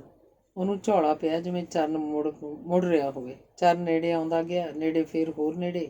ਸੋਹਣ ਨੇ ਸ਼ਿਸਤਬੰਦ ਘੋੜਾ ਨੱਪਤਾ। ਨਾਲ ਹੀ ਦੂਜੇ ਘੋੜੇ 'ਤੇ ਉਂਗਲ ਜਾ ਟਿਕੀ। ਠਾਹ ਠਾਹ ਦੀ ਆਵਾਜ਼ ਨਾਲ ਹੀ ਚਰਨ ਧਰਤ 'ਤੇ ਵਿਸਦਾ ਗਿਆ। ਟਾਹਲੀਆਂ 'ਤੇ ਬੈਠੇ ਜਾਨਵਰ ਫਰ ਦੇ ਕੇ ਉੱਡ ਗਏ। ਸੋਹਣ ਉੱਥੋਂ ਹੀ ਖੇਤਾਂ ਵਿੱਚ ਦੀ ਪਿੰਡ ਨੂੰ ਭੌਂ ਗਿਆ। ਉਹ ਬਹੁਤ ਖੁਸ਼ ਸੀ। ਉਹਨੇ ਨਿੱਤ ਦਾ ਰੇੜਕਾ ਮੁਕਾ ਦਿੱਤਾ ਸੀ। ਸੋਹਣ ਖੇਤਾਂ ਵਿੱਚ ਦੀ ਪਿੰਡ ਉਤਲੀ ਫਿਰਨੀ ਪੈ ਅੱਡੇ 'ਤੇ ਆਇਆ ਸੀ ਤਾਂ ਅੱਗੇ ਮਾਨਾ ਕੋਲੇ ਨਾਲ ਲੱਗਾ ਬੈਠਾ ਖੰਘੀ ਜਾਂਦਾ ਸੀ। ਹਾਕੂ ਭਾਊ ਨੇ ਹੀ ਅੰਦਰ ਵੜਨ ਲੱਗਾ ਟੋਕਿਆ ਸੀ। ਬਾਈ ਆ ਗਿਆ ਤਾਂ ਜੁੱਤੀਆਂ ਡੈਪੂ, ਤੈਨੂੰ ਇੱਥੋਂ ਜਾ ਵੜ। ਜਾ ਤਾਂ ਵੜੂ ਭਰਾਵਾ, ਜਾਨ ਟੁੱਟੀ ਜਾਂਦੀ ਹੈ, ਕੰਡਾ ਕੂ ਦੇ ਦੇ। ਮਾਨਾ ਹਾੜੇ ਕੱਢਣ ਲੱਗ ਪਿਆ ਸੀ ਤਾਂ ਹਾਕੂ ਨੇ ਤਰਸ ਖਾ ਮਾਵਾ ਅਫੀਮ ਫੜਾਤੀ ਸੀ। ਹਾਕੂ ਪਹਿਲਾਂ ਹੀ ਕਦੇ ਨਾ ਕਦੀ ਸੋਹਣ ਤੋਂ ਚੋਰੀ ਛੱਪੀ ਉਹਦਾ ਬੁੱਤਾ ਸਾਰ ਦਿੰਦਾ ਸੀ। ਮਾਨਾ ਅਫੀਮ ਦਾ ਮਾਵਾ ਮੂੰਹ 'ਚ ਖੋਰ ਕੇ ਹਟਿਆ ਹੀ ਸੀ ਜਦ ਸੋਹਣ ਆਇਆ ਸੀ। ਸੋਹਣ ਪੂਰੇ ਰੌਂਦ ਸੀ। ਓਏ ਭਾਊ, ਕੋਲੇ ਨਾਲ ਮਾਨਾ ਬੈਠਾ ਡੰਮ, ਅੱਜ ਉਹਦਾ ਮੱਥਾ ਵੀ। ਬਹੁਤ ਖੁਸ਼ ਆ ਮੈਂ, ਬਹੁਤ ਖੁਸ਼। ਸੋਹਣ ਨੇ ਹਾਕੂ ਨੂੰ ਆਖਿਆ। ਸੋਹਣ ਦਾ ਜੀਅ ਕਰਦਾ ਸੀ ਕਿ ਉਹ ਬੱਕਰੇ ਬੁਲਾਵੇ, ਭੰਗੜੇ ਪਾਵੇ, ਪਰ ਉਹ ਹਾਜ਼ਮਾ ਰੱਖ ਗਿਆ। ਉਹਨੇ ਸ਼ਰਾਬ ਦਾ ਗਲਾਸ ਭਰ ਕੇ ਅੰਦਰ ਸੁੱਟਿਆ ਤੇ ਹਾਕੂ ਭਾਊ ਤੋਂ ਪੁੱਛਿਆ, ਬਾਪੂ ਨਹੀਂ ਆਇਆ ਅਜੇ ਤੱਕ? ਗਿਆ ਹੋਇਆ। ਕਿੱਥੇ ਹੋਇਆ ਅੱਜ? ਦੱਸ ਕੇ ਵੀ ਨਹੀਂ ਗਿਆ। ਸੋਹਣ ਨੂੰ ਚਰਨ ਦਾ ਕਤਲ ਦੱਸਣ ਦੀ ਕਾਹਲੀ ਸੀ। ਸੋਹਣ ਇਹ ਵੀ ਸੋਚ ਰਿਹਾ ਸੀ ਕਿ ਹੁਣ ਕਿਹੜਾ ਥਾਣੇਦਾਰ ਭਗਤ ਰਾਮ ਸ਼ਰਮਾ ਹੈ ਬਈ ਵਿੱਚ ਕਰੂ, ਇੱਕੋ ਡਾਕਾ ਮਰਵਾ ਕੇ ਮੋਕ ਮਾਰ ਜਾਊ। ਹੁਣ ਤਾਂ ਗੁਰਦੌਰ ਸਿੰਘ ਆ, ਸਾਨੂੰ ਬੰਦੇ ਭਾਵੇਂ ਸਾਰੇ ਪਿੰਡ ਨੂੰ ਅੱਗ ਲਾ ਦਈਏ, ਪਰਵਾਹ ਨਹੀਂ। MLA ਨੇ ਵੀ ਆਖਿਆ, ਮੇਰੇ ਬੰਦੇ ਆ, ਜੇ ਕਿਤੇ 19-21 ਹੋ ਵੀ ਜਾਂਦੀ ਹੈ ਹੱਥ ਸੋਚ ਕੇ ਪਾਈ। ਫਿਰ ਵੀ ਜੇ ਮਹੀਨੇ ਦੇ ਮਹੀਨੇ ਅੰਦਰ ਰਹਿਣਾ ਵੀ ਪੈ ਗਿਆ, ਕਿੱਡੀ ਕੁ ਗੱਲ ਆ। ਉਹ ਆਪ ਮੁਹਾਰੀ ਮਨ 'ਚ ਬੋਲੀ ਗਿਆ ਸੀ। ਹਾਕ ਜਿਹਨੂੰ ਭਾਊ ਦੀ ਆਲੀ ਸੀ, ਮਾਨੇ ਨੂੰ ਖੁਸ਼ ਕਰ ਟੁੱਟੀ ਜੀ ਮੰਜੀ 'ਤੇ ਅੰਦਰ ਵੜ ਪੈ ਗਿਆ ਸੀ। ਸੋਹਣ ਨੇ ਵੀ ਲਾਲ ਨੂੰ ਉਡੀਕ ਹੀ ਘਰੇ ਜਾਣਾ ਸੀ। ਸੋਹਣ, ਓਏ ਸੋਹਣ, ਅਨਰਥ ਹੋ ਗਿਆ ਓਏ। ਨਾਜਰ ਖੋਜੀ ਰੌਲਾ ਪਾਉਂਦਾ ਆਇਆ ਸੀ, ਹੱਥ 'ਚ ਬੈਂਦੀ ਸੋਟੀ ਸੀ। ਕੀ ਹੋ ਗਿਆ? ਸੰਗ ਪਾੜਦਾ ਹੋਣਾ। ਢੰਗ ਨਾਲ ਗੱਲ ਕਰ, ਕੀ ਆ? ਨਾਲੇ ਇੰਨੇ ਹਨੇਰੇ ਨਾ ਅੱਡੇ 'ਤੇ ਆਇਆ ਕਰ ਬਿਨਾਂ ਵਜ੍ਹਾ, ਸੋਹਣ ਨੇ ਆਖਿਆ ਸੀ। ਪਰ ਨਾਜਰ ਨੂੰ ਸੋਹਣ ਦੀ ਆਖੀ ਨਹੀਂ ਸੁਣੀ ਸੀ। ਉਹ ਤਾਂ ਇੱਕੋ ਸਾਹ ਹੀ ਬੋਲਦਾ ਗਿਆ, ਉਹ ਤੇਰਾ ਨਾਂ ਕੀ? ਬਾਈ, ਲਾਲ ਮਾਰਤਾ ਕਿਸੇ ਨੇ, ਸ਼ਹਿਰੋਂ ਆਉਂਦਾ, ਕਰੀਰਾਂ ਵਾਲੇ ਡੇਰੇ ਕੋਲ, ਕਾਰਖਾਨੇ ਤੋਂ ਪਿੰਡਲ ਕਰਕੇ। ਕੀ? ਸੋਹਣ ਨੂੰ ਚੱਕਰ ਆਉਣ ਵਾਲਾ ਹੋ ਗਿਆ। ਅੱਖਾਂ ਮੂਹਰੇ ਹਨੇਰਾ ਛਾ ਗਿਆ। ਸਾਰੀ ਪੀਤੀ ਗਰਨ ਦੇਣੀ ਉਤਰ ਗਈ। ਮੈਨੂੰ ਸ਼ਹਿਰ ਮਾਈ ਵਾਲੇ ਖੂਹ 'ਤੇ ਮਿਲਿਆ ਸੀ, ਮੈਂ ਬਾਜ਼ਾਰ ਵੱਲ ਤੁਰ ਗਿਆ ਸੀ। ਤੇਰਾ ਨਾਂ ਕੀ? ਉਹਨੂੰ ਕੁਝ ਮਿਲ ਗਿਆ ਆਉਣ ਨੂੰ। ਜਦੋਂ ਮੈਂ ਅੱਡੇ 'ਤੇ ਆਇਆ ਤਾਂ ਹੈ ਨਹੀਂ ਸੀ। ਤੇਰਾ ਨਾਂ ਕੀ? ਲੋਥ ਸੜਕ 'ਤੇ ਪਈ, ਮੈਂ ਆਪ ਵੇਖ ਕੇ ਆਇਆ ਆਪਣੀਆਂ ਇਹਨਾਂ ਅੱਖਾਂ ਨਾਲ। ਨਾਜਰ ਨੇ ਆਖ ਆਪਣੀਆਂ ਅੱਖਾਂ ਨੂੰ ਹੱਥ ਲਾਇਆ। ਸੋਹਣ ਦਾ ਸੁਣ ਕੇ ਤੌਰ ਹੀ ਚੱਕਿਆ ਗਿਆ ਸੀ। ਭੰਬੁੱਤਰੀ ਲੱਗ ਗਈ ਸੀ। ਲਾਲ ਸਵੇਰੇ ਗਿਆ ਸੀ ਤਾਂ ਉਹਦੇ ਵੀ ਚਿੱਟੇ ਕੱਪੜੇ ਸਨ। ਚਰਨ ਨੂੰ ਵੀ ਚਿੱਟੇ ਕੱਪੜਿਆਂ 'ਚ ਸੈਰ ਨੂੰ ਜਾਂਦਾ ਵੇਖਿਆ ਸੀ। ਸੋਹਣ ਭੁਲੇਖਾ ਖਾ ਗਿਆ ਸੀ। ਅੱਖਾਂ ਮੀਚ ਘੋੜਾ ਨੱਪਣ ਦੀ ਕੀਤੀ ਸੀ। ਸੋਹਣ ਨੇ ਆਪਣੇ ਮੱਥੇ 'ਤੇ ਹੱਥ ਮਾਰਿਆ, ਪਰ ਹੁਣ ਕੁਝ ਨਹੀਂ ਸੀ ਬਣਨ ਵਾਲਾ। ਸੋਹਣ ਛੇਤੀ ਸੰਭਲ ਗਿਆ। ਉਹ ਪੁੱਠੀਆਂ ਹੋਈਆਂ ਨਰਦਾਂ ਸਿੱਧੀਆਂ ਪਾਉਣ ਦੀ ਸੋਚ ਗਿਆ। ਉਹ ਇਸ ਗੱਲ ਨੂੰ ਪੱਕੀ ਕਰ ਲੈਣਾ ਚਾਹੁੰਦਾ ਸੀ। ਤੂੰ ਆਪ ਵੇਖਿਆ ਸੀ ਨੇੜੇ ਜਾ ਕੇ? ਉਹ ਤੇਰਾ ਨਾਂ ਕੀ? ਮੈਂ ਕੋਲ ਦੀ ਆਪ ਟੱਪਿਆ, ਨੇੜੇ ਹੋ ਕੇ ਨਿਉ ਕੇ ਵੇਖਿਆ ਸੀ ਮੈਂ, ਸਵਾਰ ਕੇ ਦਾਰੂ ਦੀ ਘੁੱਟ ਪਿਆ ਤੂੰ ਮੈਨੂੰ। ਕੌਣ ਮਾਰ ਗਿਆ ਹੋਇਆ? ਨਾਜਰ ਖੋਜੀ ਪੈਗ ਪੀਣ ਦੀ ਮੰਗ ਵੀ ਰੱਖ ਗਿਆ ਤੇ ਨਾਲ ਹੀ ਆ ਗਿਆ, ਮਾਵਾ ਦਹੀਂ ਕਰੜਾ ਜਿਹਾ। ਚਰਨ ਮਾਰ ਗਿਆ। ਹੋਰ ਕੌਣ? ਲੈ ਤੂੰ ਦਾਰੂ ਦੀ ਘੁੱਟ ਪੀ, ਫਿਰ ਆਪਾਂ ਸ਼ਹਿਰ ਚੱਲਣਾ ਹੈ। ਆਖ ਸੋਹਣ ਨੇ ਬੋਤਲ ਉਹਦੇ ਅੱਗੇ ਕਰਤੀ। ਤੇ ਹੋਰ ਪਾ ਲੈ ਪਾਉਣੀਆਂ ਤਾਂ, ਫਿਰ ਚੱਲੀਏ ਆਪਾਂ 2-4 ਜਣੇ ਹੋਰ ਵੀ ਤਿਆਰ ਕਰੀਏ। ਮੈਂ ਤਾਂ ਥੱਕਿਆ ਪਿਆ। ਤੇਰਾ ਨਾਂ ਕੀ? ਲੱਤਾਂ ਟੁੱਟਦੀਆਂ, ਪੀੜਾਂ ਪੈਂਦੀਆਂ, ਨਾਲੇ ਸਾਡਾ ਟੂੰਡਾ ਵੀ ਇੱਥੇ ਹੀ ਹੈ। ਨਹੀਂ ਹੈ ਨਹੀਂ ਅੱਜ। ਤੇਰਾ ਨਾਂ ਕੀ ਹੈ? ਉਹ ਗਰਾਂ ਗਿਆ। ਨਾਜ਼ਰ ਬੋਲਿਆ, ਤਰਾਰੇ 'ਚ ਹੋ। ਉਹ ਸਾਫ਼ ਹੀ ਮੁੱਕਰ ਗਿਆ, ਪਰ ਸੋਹਣੂ ਦੀ ਔਕਾਤ ਜਾਣਦਾ ਸੀ। ਤੇਰੇ ਬਿਨ ਨਹੀਂ ਸਰਨਾ ਬਹੁਤ ਚਾਚੂ, ਤੂੰ ਹੀ ਗਵਾਹੀ ਭਰਨੀ ਆ। ਤੇਰਾ ਮੈਂ ਹੱਕ ਨਹੀਂ ਰੱਖਦਾ। ਅਫੀਮ ਸ਼ਰਾਬ ਘਰੇ ਅੱਪੜਿਆ ਕਰੂ ਤੇਰੀ। ਹੋਰ ਦੱਸ ਤੂੰ? ਜੇਬ ਜੀ ਮਾਨੇ ਨੂੰ ਦੀ ਅੱਪੜਦੀ ਆ ਤੇ ਥੰਮਣ ਆਪ ਖੋਜੀ ਹੱਸ ਪਿਆ। ਉਹ ਮਾਨੇ ਹੋਣਾ ਨੂੰ ਤਾਂ ਉਹੀ ਅਮਲੀ ਸਮਝਦਾ ਸੀ। ਜਿਹੜੇ ਜਰਦੇ ਦੀ ਪੁੜੀ 'ਤੇ ਵਿਰਨ ਵਾਲੇ ਬੰਦੇ ਸਨ, ਉਹ ਤਾਂ ਨਕਦਊ ਬਿਨਾਂ ਸਕੇ ਪਿਓ ਦੀ ਵੱਡੀ ਉਂਗਲ 'ਤੇ ਨਹੀਂ ਮੁੱਦਾ ਸੀ। ਤੂੰ ਆਪਣੇ ਆਪ ਨੂੰ ਮਾਨਾ ਨਾ ਸਮਝ। ਚੱਲ ਮੇਰੇ ਨਾਲ ਤੁਰ। ਚੱਲ ਘਰੇ ਚੱਲੀਏ, ਪਹਿਲਾਂ ਰੁਪਈਏ ਤਾਂ ਲਈਏ ਘਰੋਂ, 2-4 ਬੰਦੇ ਹੋਰ ਵੀ ਕਰੀਏ ਤਿਆਰ। ਆਖ ਸੋਹਣ ਨੇ ਹਾਕੂ ਨੂੰ ਅੰਦਰ ਜਾ ਕੇ ਨਾ ਉਹਦੇ ਕੰਨ 'ਚ ਫੂਕ ਮਾਰੀ। ਕਿੰਨਾ ਚਿਰ ਘੁਸਰ ਮੁਸਰ ਹੋਈ ਗਈ। ਫਿਰ ਉਹ ਨਾਜਰ ਨੂੰ ਨਾਲ ਲੈ ਕੇ ਘਰੇ ਆਇਆ। ਸੰਦੂਕ ਵੇਖਿਆ, ਜਿੰਦਾ ਲੱਗਾ ਸੀ। ਕੁੰਜੀ ਲਾਲ ਦੀ ਹੀ ਸੰਭਾਲੀ ਹੋਈ ਸੀ, ਜਾਂ ਜੇਬ 'ਚ ਪਾ ਲੈਂਦਾ ਸੀ। ਸੋਹਣ ਨੂੰ ਹਥੌੜੇ ਨਾਲ ਜੰਦਾ ਤੋੜਨਾ ਪਿਆ। ਲਾਲ ਦੇ ਸੰਭਾਲੇ ਰੁਪਈਏ ਛੇਤੀ ਹੱਥ ਆ ਗਏ। ਕਰਮੋਂ ਬਾਹਰ ਵਿਹੜੇ 'ਚ ਫਿਰਦੀ ਸੀ। ਉਹ ਕਮਲ ਜਿਹਾ ਕੁੱਟੀ ਜਾ ਰਹੀ ਸੀ। ਸੋਹਣ ਨੇ ਕਿਸੇ ਦਾ ਟਰੈਕਟਰ ਟਰਾਲੀ ਵੰਗਿਆ ਤੇ 5-4 ਬੰਦੇ ਆਪਣੇ ਪੱਖ ਦੇ ਨਾਲ ਲਏ। ਉਹ ਲਾਲ ਦੀ ਲਾਸ਼ ਕੋਲ ਆਏ ਸਨ ਤਾਂ ਲਾਸ਼ ਸੜਕ ਦੇ ਵਿਚਕਾਰੇ ਪਈ ਸੀ। 2 ਕੁੱਤੇ ਲਾਸ਼ 'ਤੇ ਝਪਟ ਰਹੇ ਸਨ। ਕੋਈ ਤੇਜ਼ ਆਉਂਦਾ ਵਾਹਨ ਵੀ ਲਾਸ਼ ਉੱਤੋਂ ਦੀ ਲੰਘ ਗਿਆ ਸੀ। ਉਹਨਾਂ ਨੂੰ ਟਰਾਲੀ ਤੋਂ ਉਤਰਦੇ ਵੇਖ ਕੁੱਤੇ ਘੁਰ-ਘੁਰ ਕਰਨ ਲੱਗ ਪਏ ਸਨ। ਟਰੈਕਟਰ ਵਾਲੇ ਮੁੰਡੇ ਨੇ ਲਲਕਾਰਾ ਮਾਰਿਆ ਤਾਂ ਕੁੱਤੇ ਟਾਲਾ ਵੱਟ ਗਏ। ਰੋਹੀ 'ਚ ਇੰਨਾ ਚਿਰ ਕਿਵੇਂ ਬਚਦੀ ਲੋਤ, ਤੇਰਾ ਨਾਂ ਕੀ? ਕੋਲੋਂ ਬੰਦੇ ਨਾ ਪਰੰਦਾ, ਨਾਜਰ ਖੋਜੀ ਬੋਲਿਆ। ਟਰੈਕਟਰ ਦੀਆਂ ਲਾਈਟਾਂ ਦੇ ਚਾਨਣ 'ਚ ਡੁੱਲਿਆ ਖੂਨ ਚਮਕ ਰਿਹਾ ਸੀ। ਰੋਹੀ ਤਾਂ ਕਾਹਦੀ ਆ, ਸੜਕ ਵਗਦੀ ਹੈ, ਪਰ ਫਿਰ ਵੀ ਰਾਤ ਦਾ ਵਿਖਾ ਇੱਕ ਤੀੜ ਆ ਗਈ। ਮੁਸ਼ਕ ਲੈ ਕੇ, ਪਰ ਆਹ ਜਿਹੜੀ ਲਾਸ਼ ਕੁਚਲੀ ਗਈ, ਮਾੜਾ ਹੋਇਆ, ਇੱਕ ਜਣਾ ਬੋਲਿਆ। ਸੌਣ ਨਾਲ ਸਾਰੇ ਅਫੀਮ ਛਕਾਉਣ ਵਾਲੇ ਬੰਦੇ ਸੀ। ਉਹ 2 ਜਣੇ ਇੱਥੇ ਬੈਠੀਏ, ਬਾਕੀ ਜਾਈਏ ਥਾਣੇ, ਸੋਹਣ ਨੇ ਆਖਿਆ। ਤਾਂ ਨਾਜਰ ਨੇ ਇੱਕ ਜਣਾ ਹੋਰ ਛੱਡ, ਦੂਜੇ ਫਿਰ ਟਰਾਲੇ 'ਤੇ ਚੜ੍ਹ ਗਏ। ਨਾਜਰ ਤੇ ਦੂਜਾ ਜਣਾ ਲਾਸ਼ ਤੋਂ ਪਾਸੇ ਹੋ ਕੇ ਬੈਠ ਗਏ। ਜਦੋਂ ਉਹਨਾਂ ਦਾ ਟਰੈਕਟਰ ਥਾਣੇ ਮੂਹਰੇ ਜਾ ਕੇ ਖੜ੍ਹਾ ਸੀ ਤਾਂ ਉਦੋਂ ਹੀ ਸ਼ਹਿਰ ਦੇ ਘੰਟਾ ਘਰ ਨੇ ਟੰਨ ਦੇ ਨੇ 1 ਵੱਜ ਜਾਣ ਦੀ ਸੂਚਨਾ ਦਿੱਤੀ ਸੀ। ਥਾਣੇ ਦਾ ਦਰਵਾਜ਼ਾ ਕਿਸੇ ਸ਼ੇਰ ਦੇ ਜੁਬਾੜੇ ਵਾਂਗ ਬੰਦ ਸੀ। ਸੋਹਣ ਨੇ ਡਿਓੜੀ ਦੇ ਬਾਹਰ ਖੜ੍ਹੇ ਸੰਤਰੀ ਨੂੰ ਜਾ ਫਤਿਹ ਬੁਲਾਈ। ਇਸ ਵੇਲੇ ਕੀ ਭੀੜ ਆ ਪਈ। ਸੰਤਰੀ ਨੇ ਆਪਣੇ ਮੋਢੇ ਪਾਰ ਰਾਈਫਲ ਨੂੰ ਉਗਾਸਾ ਦਿੱਤਾ। ਬੀੜੀ ਦਾ ਉਂਗਲਾਂ ਨਾਲ ਆ ਲੱਗਿਆ ਟੋਟਾ ਥੱਲੇ ਸੁੱਟ ਬੂਟ ਨਾਲ ਮਸਲਿਆ। ਉਹ ਸੋਹਣ ਨੂੰ ਚੰਗੀ ਤਰ੍ਹਾਂ ਜਾਣਦਾ ਸੀ। ਕਿੰਨੇ ਵਾਰੀ ਤਾਂ ਉਹਨਾਂ ਦੇ ਅੱਡੇ 'ਤੇ ਖਾਣ ਪੀਣ ਗਿਆ ਸੀ। ਬਾਪੂ ਦਾ ਕਤਲ ਹੋ ਗਿਆ, ਦਰਵਾਜ਼ਾ ਖੋਲ੍ਹ ਤੂੰ, ਅਸੀਂ ਸਰਦਾਰ ਸਾਹਿਬ ਨੂੰ ਮਿਲਣੇ। ਹੁਣੇ ਹੀ ਆਏ ਆ ਉਹ ਵੀ। ਆਖ ਸਿਪਾਹੀ ਨੇ ਬਾਰੀ ਖੜਕਾਈ ਤਾਂ ਡਿਓੜੇ ਅੰਦਰਲੇ ਸੰਤਰੀ ਨੇ ਛੋਟੀ ਬਾਰੀ ਖੋਲ੍ਹ ਦਿੱਤੀ। ਉਹ ਸਾਰੇ ਬਣੇ ਤਣੇ ਅੰਦਰ ਲੰਘ ਗਏ। ਮੁਨਸ਼ੀ ਤੇ ਇੱਕ ਹੋਰ ਪੁਲਸੀਆ ਸਾਹਮਣੇ ਵਰਾਂਡੇ 'ਚ ਹੀ ਬੈਂਚ 'ਤੇ ਟੇਢੇ ਜਿਹੇ ਹੋਏ ਪਏ ਸੀ। ਗੁਰਦੌਰ ਸਿੰਘ ਥਾਣੇਦਾਰ ਵੀ ਉਹਨਾਂ ਨੂੰ ਥਾਣੇ 'ਚ ਹੀ ਮਿਲ ਗਿਆ ਸੀ। ਆਪਣੇ ਕੁਆਟਰ 'ਚ ਗਿਆ ਨਹੀਂ ਸੀ। ਉਹ ਚੋਰੀ ਦੇ ਕੇਸ 'ਚ ਫੜੇ ਸੈਂਸੀਆਂ ਦੇ ਮੁੰਡਿਆਂ ਦੀ ਧੁਲਵਾਈ ਕਰਵਾ ਰਿਹਾ ਸੀ। ਉਹਨਾਂ ਖੇਤਾਂ 'ਚ ਲੱਗੀਆਂ ਮੋਟਰਾਂ ਦੇ ਪੱਟੇ ਤੇ ਪੱਖੇ ਖੋਲ੍ਹੇ ਸਨ। ਇੱਕ ਘਰ ਦੀ ਮੋਟਰ ਖੋਲ੍ਹਣ ਦੀ ਵੀ ਚਾਰਾਜੋਰੀ ਕੀਤੀ ਸੀ, ਪਰ ਕਿਸੇ ਪਾਣੀ ਵਾਲੇ ਦੀ ਆਵਾਜ਼ ਸੁਣ ਤੀਰ ਹੋਏ ਸਨ। ਦੂਜੇ ਦਿਨ ਸਵੇਰੇ ਪੈੜਾਂ ਵੇਖੀਆਂ ਸਨ ਤਾਂ ਸੈਂਸੀਆਂ ਦੀ ਬਸਤੀ ਨੂੰ ਗਈਆਂ ਸਨ। ਧਰਤੀ ਗਿੱਲੀ ਕਰਕੇ ਪੈੜ ਦਰ ਪੈੜ ਤੁਰੀ ਗਈ ਸੀ।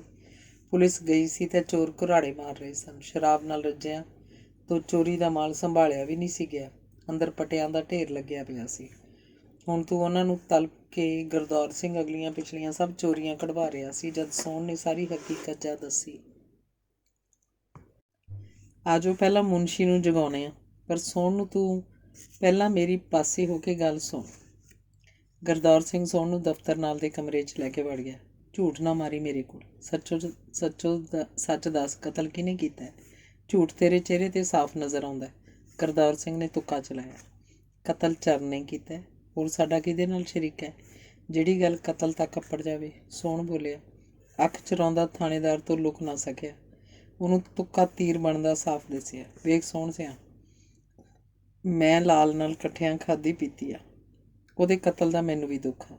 ਮੈਂ ਥਾਣੇਦਾਰੀ ਕਰਦਾ, ਘਾਹ ਨਹੀਂ ਖੋਦਦਾ। ਜਿੰਨੀ ਹੋਈ ਤੇਰੀ ਮਦਦ ਕਰੋ, ਪਰ ਮੇਰੇ ਕੋਲ ਲੁਕੋ ਨਾ ਰੱਖ। ਗੁਰਦੌਰ ਸਿੰਘ ਪੁਲਸੀਆ ਦਾ ਮਾਰ ਗਿਆ। ਕਤਲ ਤਾਂ ਮੈਥੋਂ ਹੀ ਹੋ ਗਿਆ, ਪਰ ਹੋਇਆ ਭੁਲੇਖੇ ਨਾਲ। ਹੁਣ ਤੁਹਾਡੇ ਸਿਰ 'ਤੇ ਆ। ਆਖ ਸੋਹਣ ਦਾ ਦਿਲ ਕੰਬਿਆ। ਐਂ ਲੱਗਾ ਜਿਵੇਂ ਉਹ ਆਪ ਉਖਲੀ 'ਚ ਸਿਰ ਦੇ ਰਿਹਾ ਹੋਵੇ। ਤੂੰ ਹੁਣ ਕੀ ਚਾਹੁੰਦਾ? ਥਾਣੇਦਾਰ ਦਾ ਧਿਆਨ ਸੋਹਣ ਦੀ ਭਾਰੀ ਜੇਬ ਵੱਲ ਗਿਆ। ਚਰਨ ਤੇ ਇੱਕ ਮੇਰਾ ਤਾਇਆ ਕਰਤਾਰਾ, ਦੋਵੇਂ ਵਸਾਉਣੇ ਆ। ਆਖ ਸੋਹਣ ਨੇ ਆਪਣੀ ਜੇਬ ਢੇਰੀ ਕਰਤੀ। ਕਿੰਨੇ ਆ? ਥਾਣੇਦਾਰ ਮਨ ਹੀ ਮਨ ਨੋਟਾਂ ਦੀ ਮਿਣਤੀ ਜਿਹੀ ਕਰਨ ਲੱਗ ਪਿਆ। 5000 ਹੋਊ। 100 ਦੇ ਹੀ ਆ, ਗਿਣੇ ਤਾਂ ਮੈਂ ਵੀ ਨਹੀਂ। ਮਰਨ ਵਾਲੇ ਦੇ ਹੀ ਸਾਂਭੇ ਪਏ ਸੀ, ਸੋਹਣ ਨੇ ਦੱਸਿਆ। ਇਹ ਤਾਂ ਫਿਰ ਊਠ ਦੇ ਮੂੰਹ 'ਚ ਜੀਰੇ ਵਾਲੀ ਗੱਲ ਆ।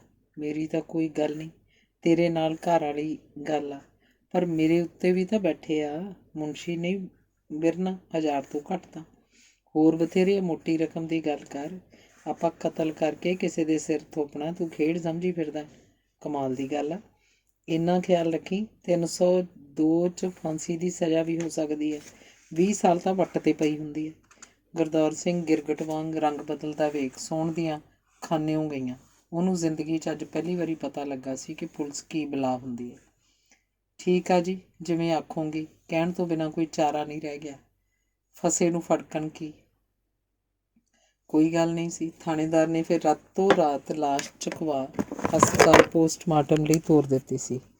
ਚਰਨ ਤੇ ਕਰਤਾਰੇ 'ਤੇ FIR ਦਰਜ ਹੋ ਚੁੱਕੀ ਸੀ।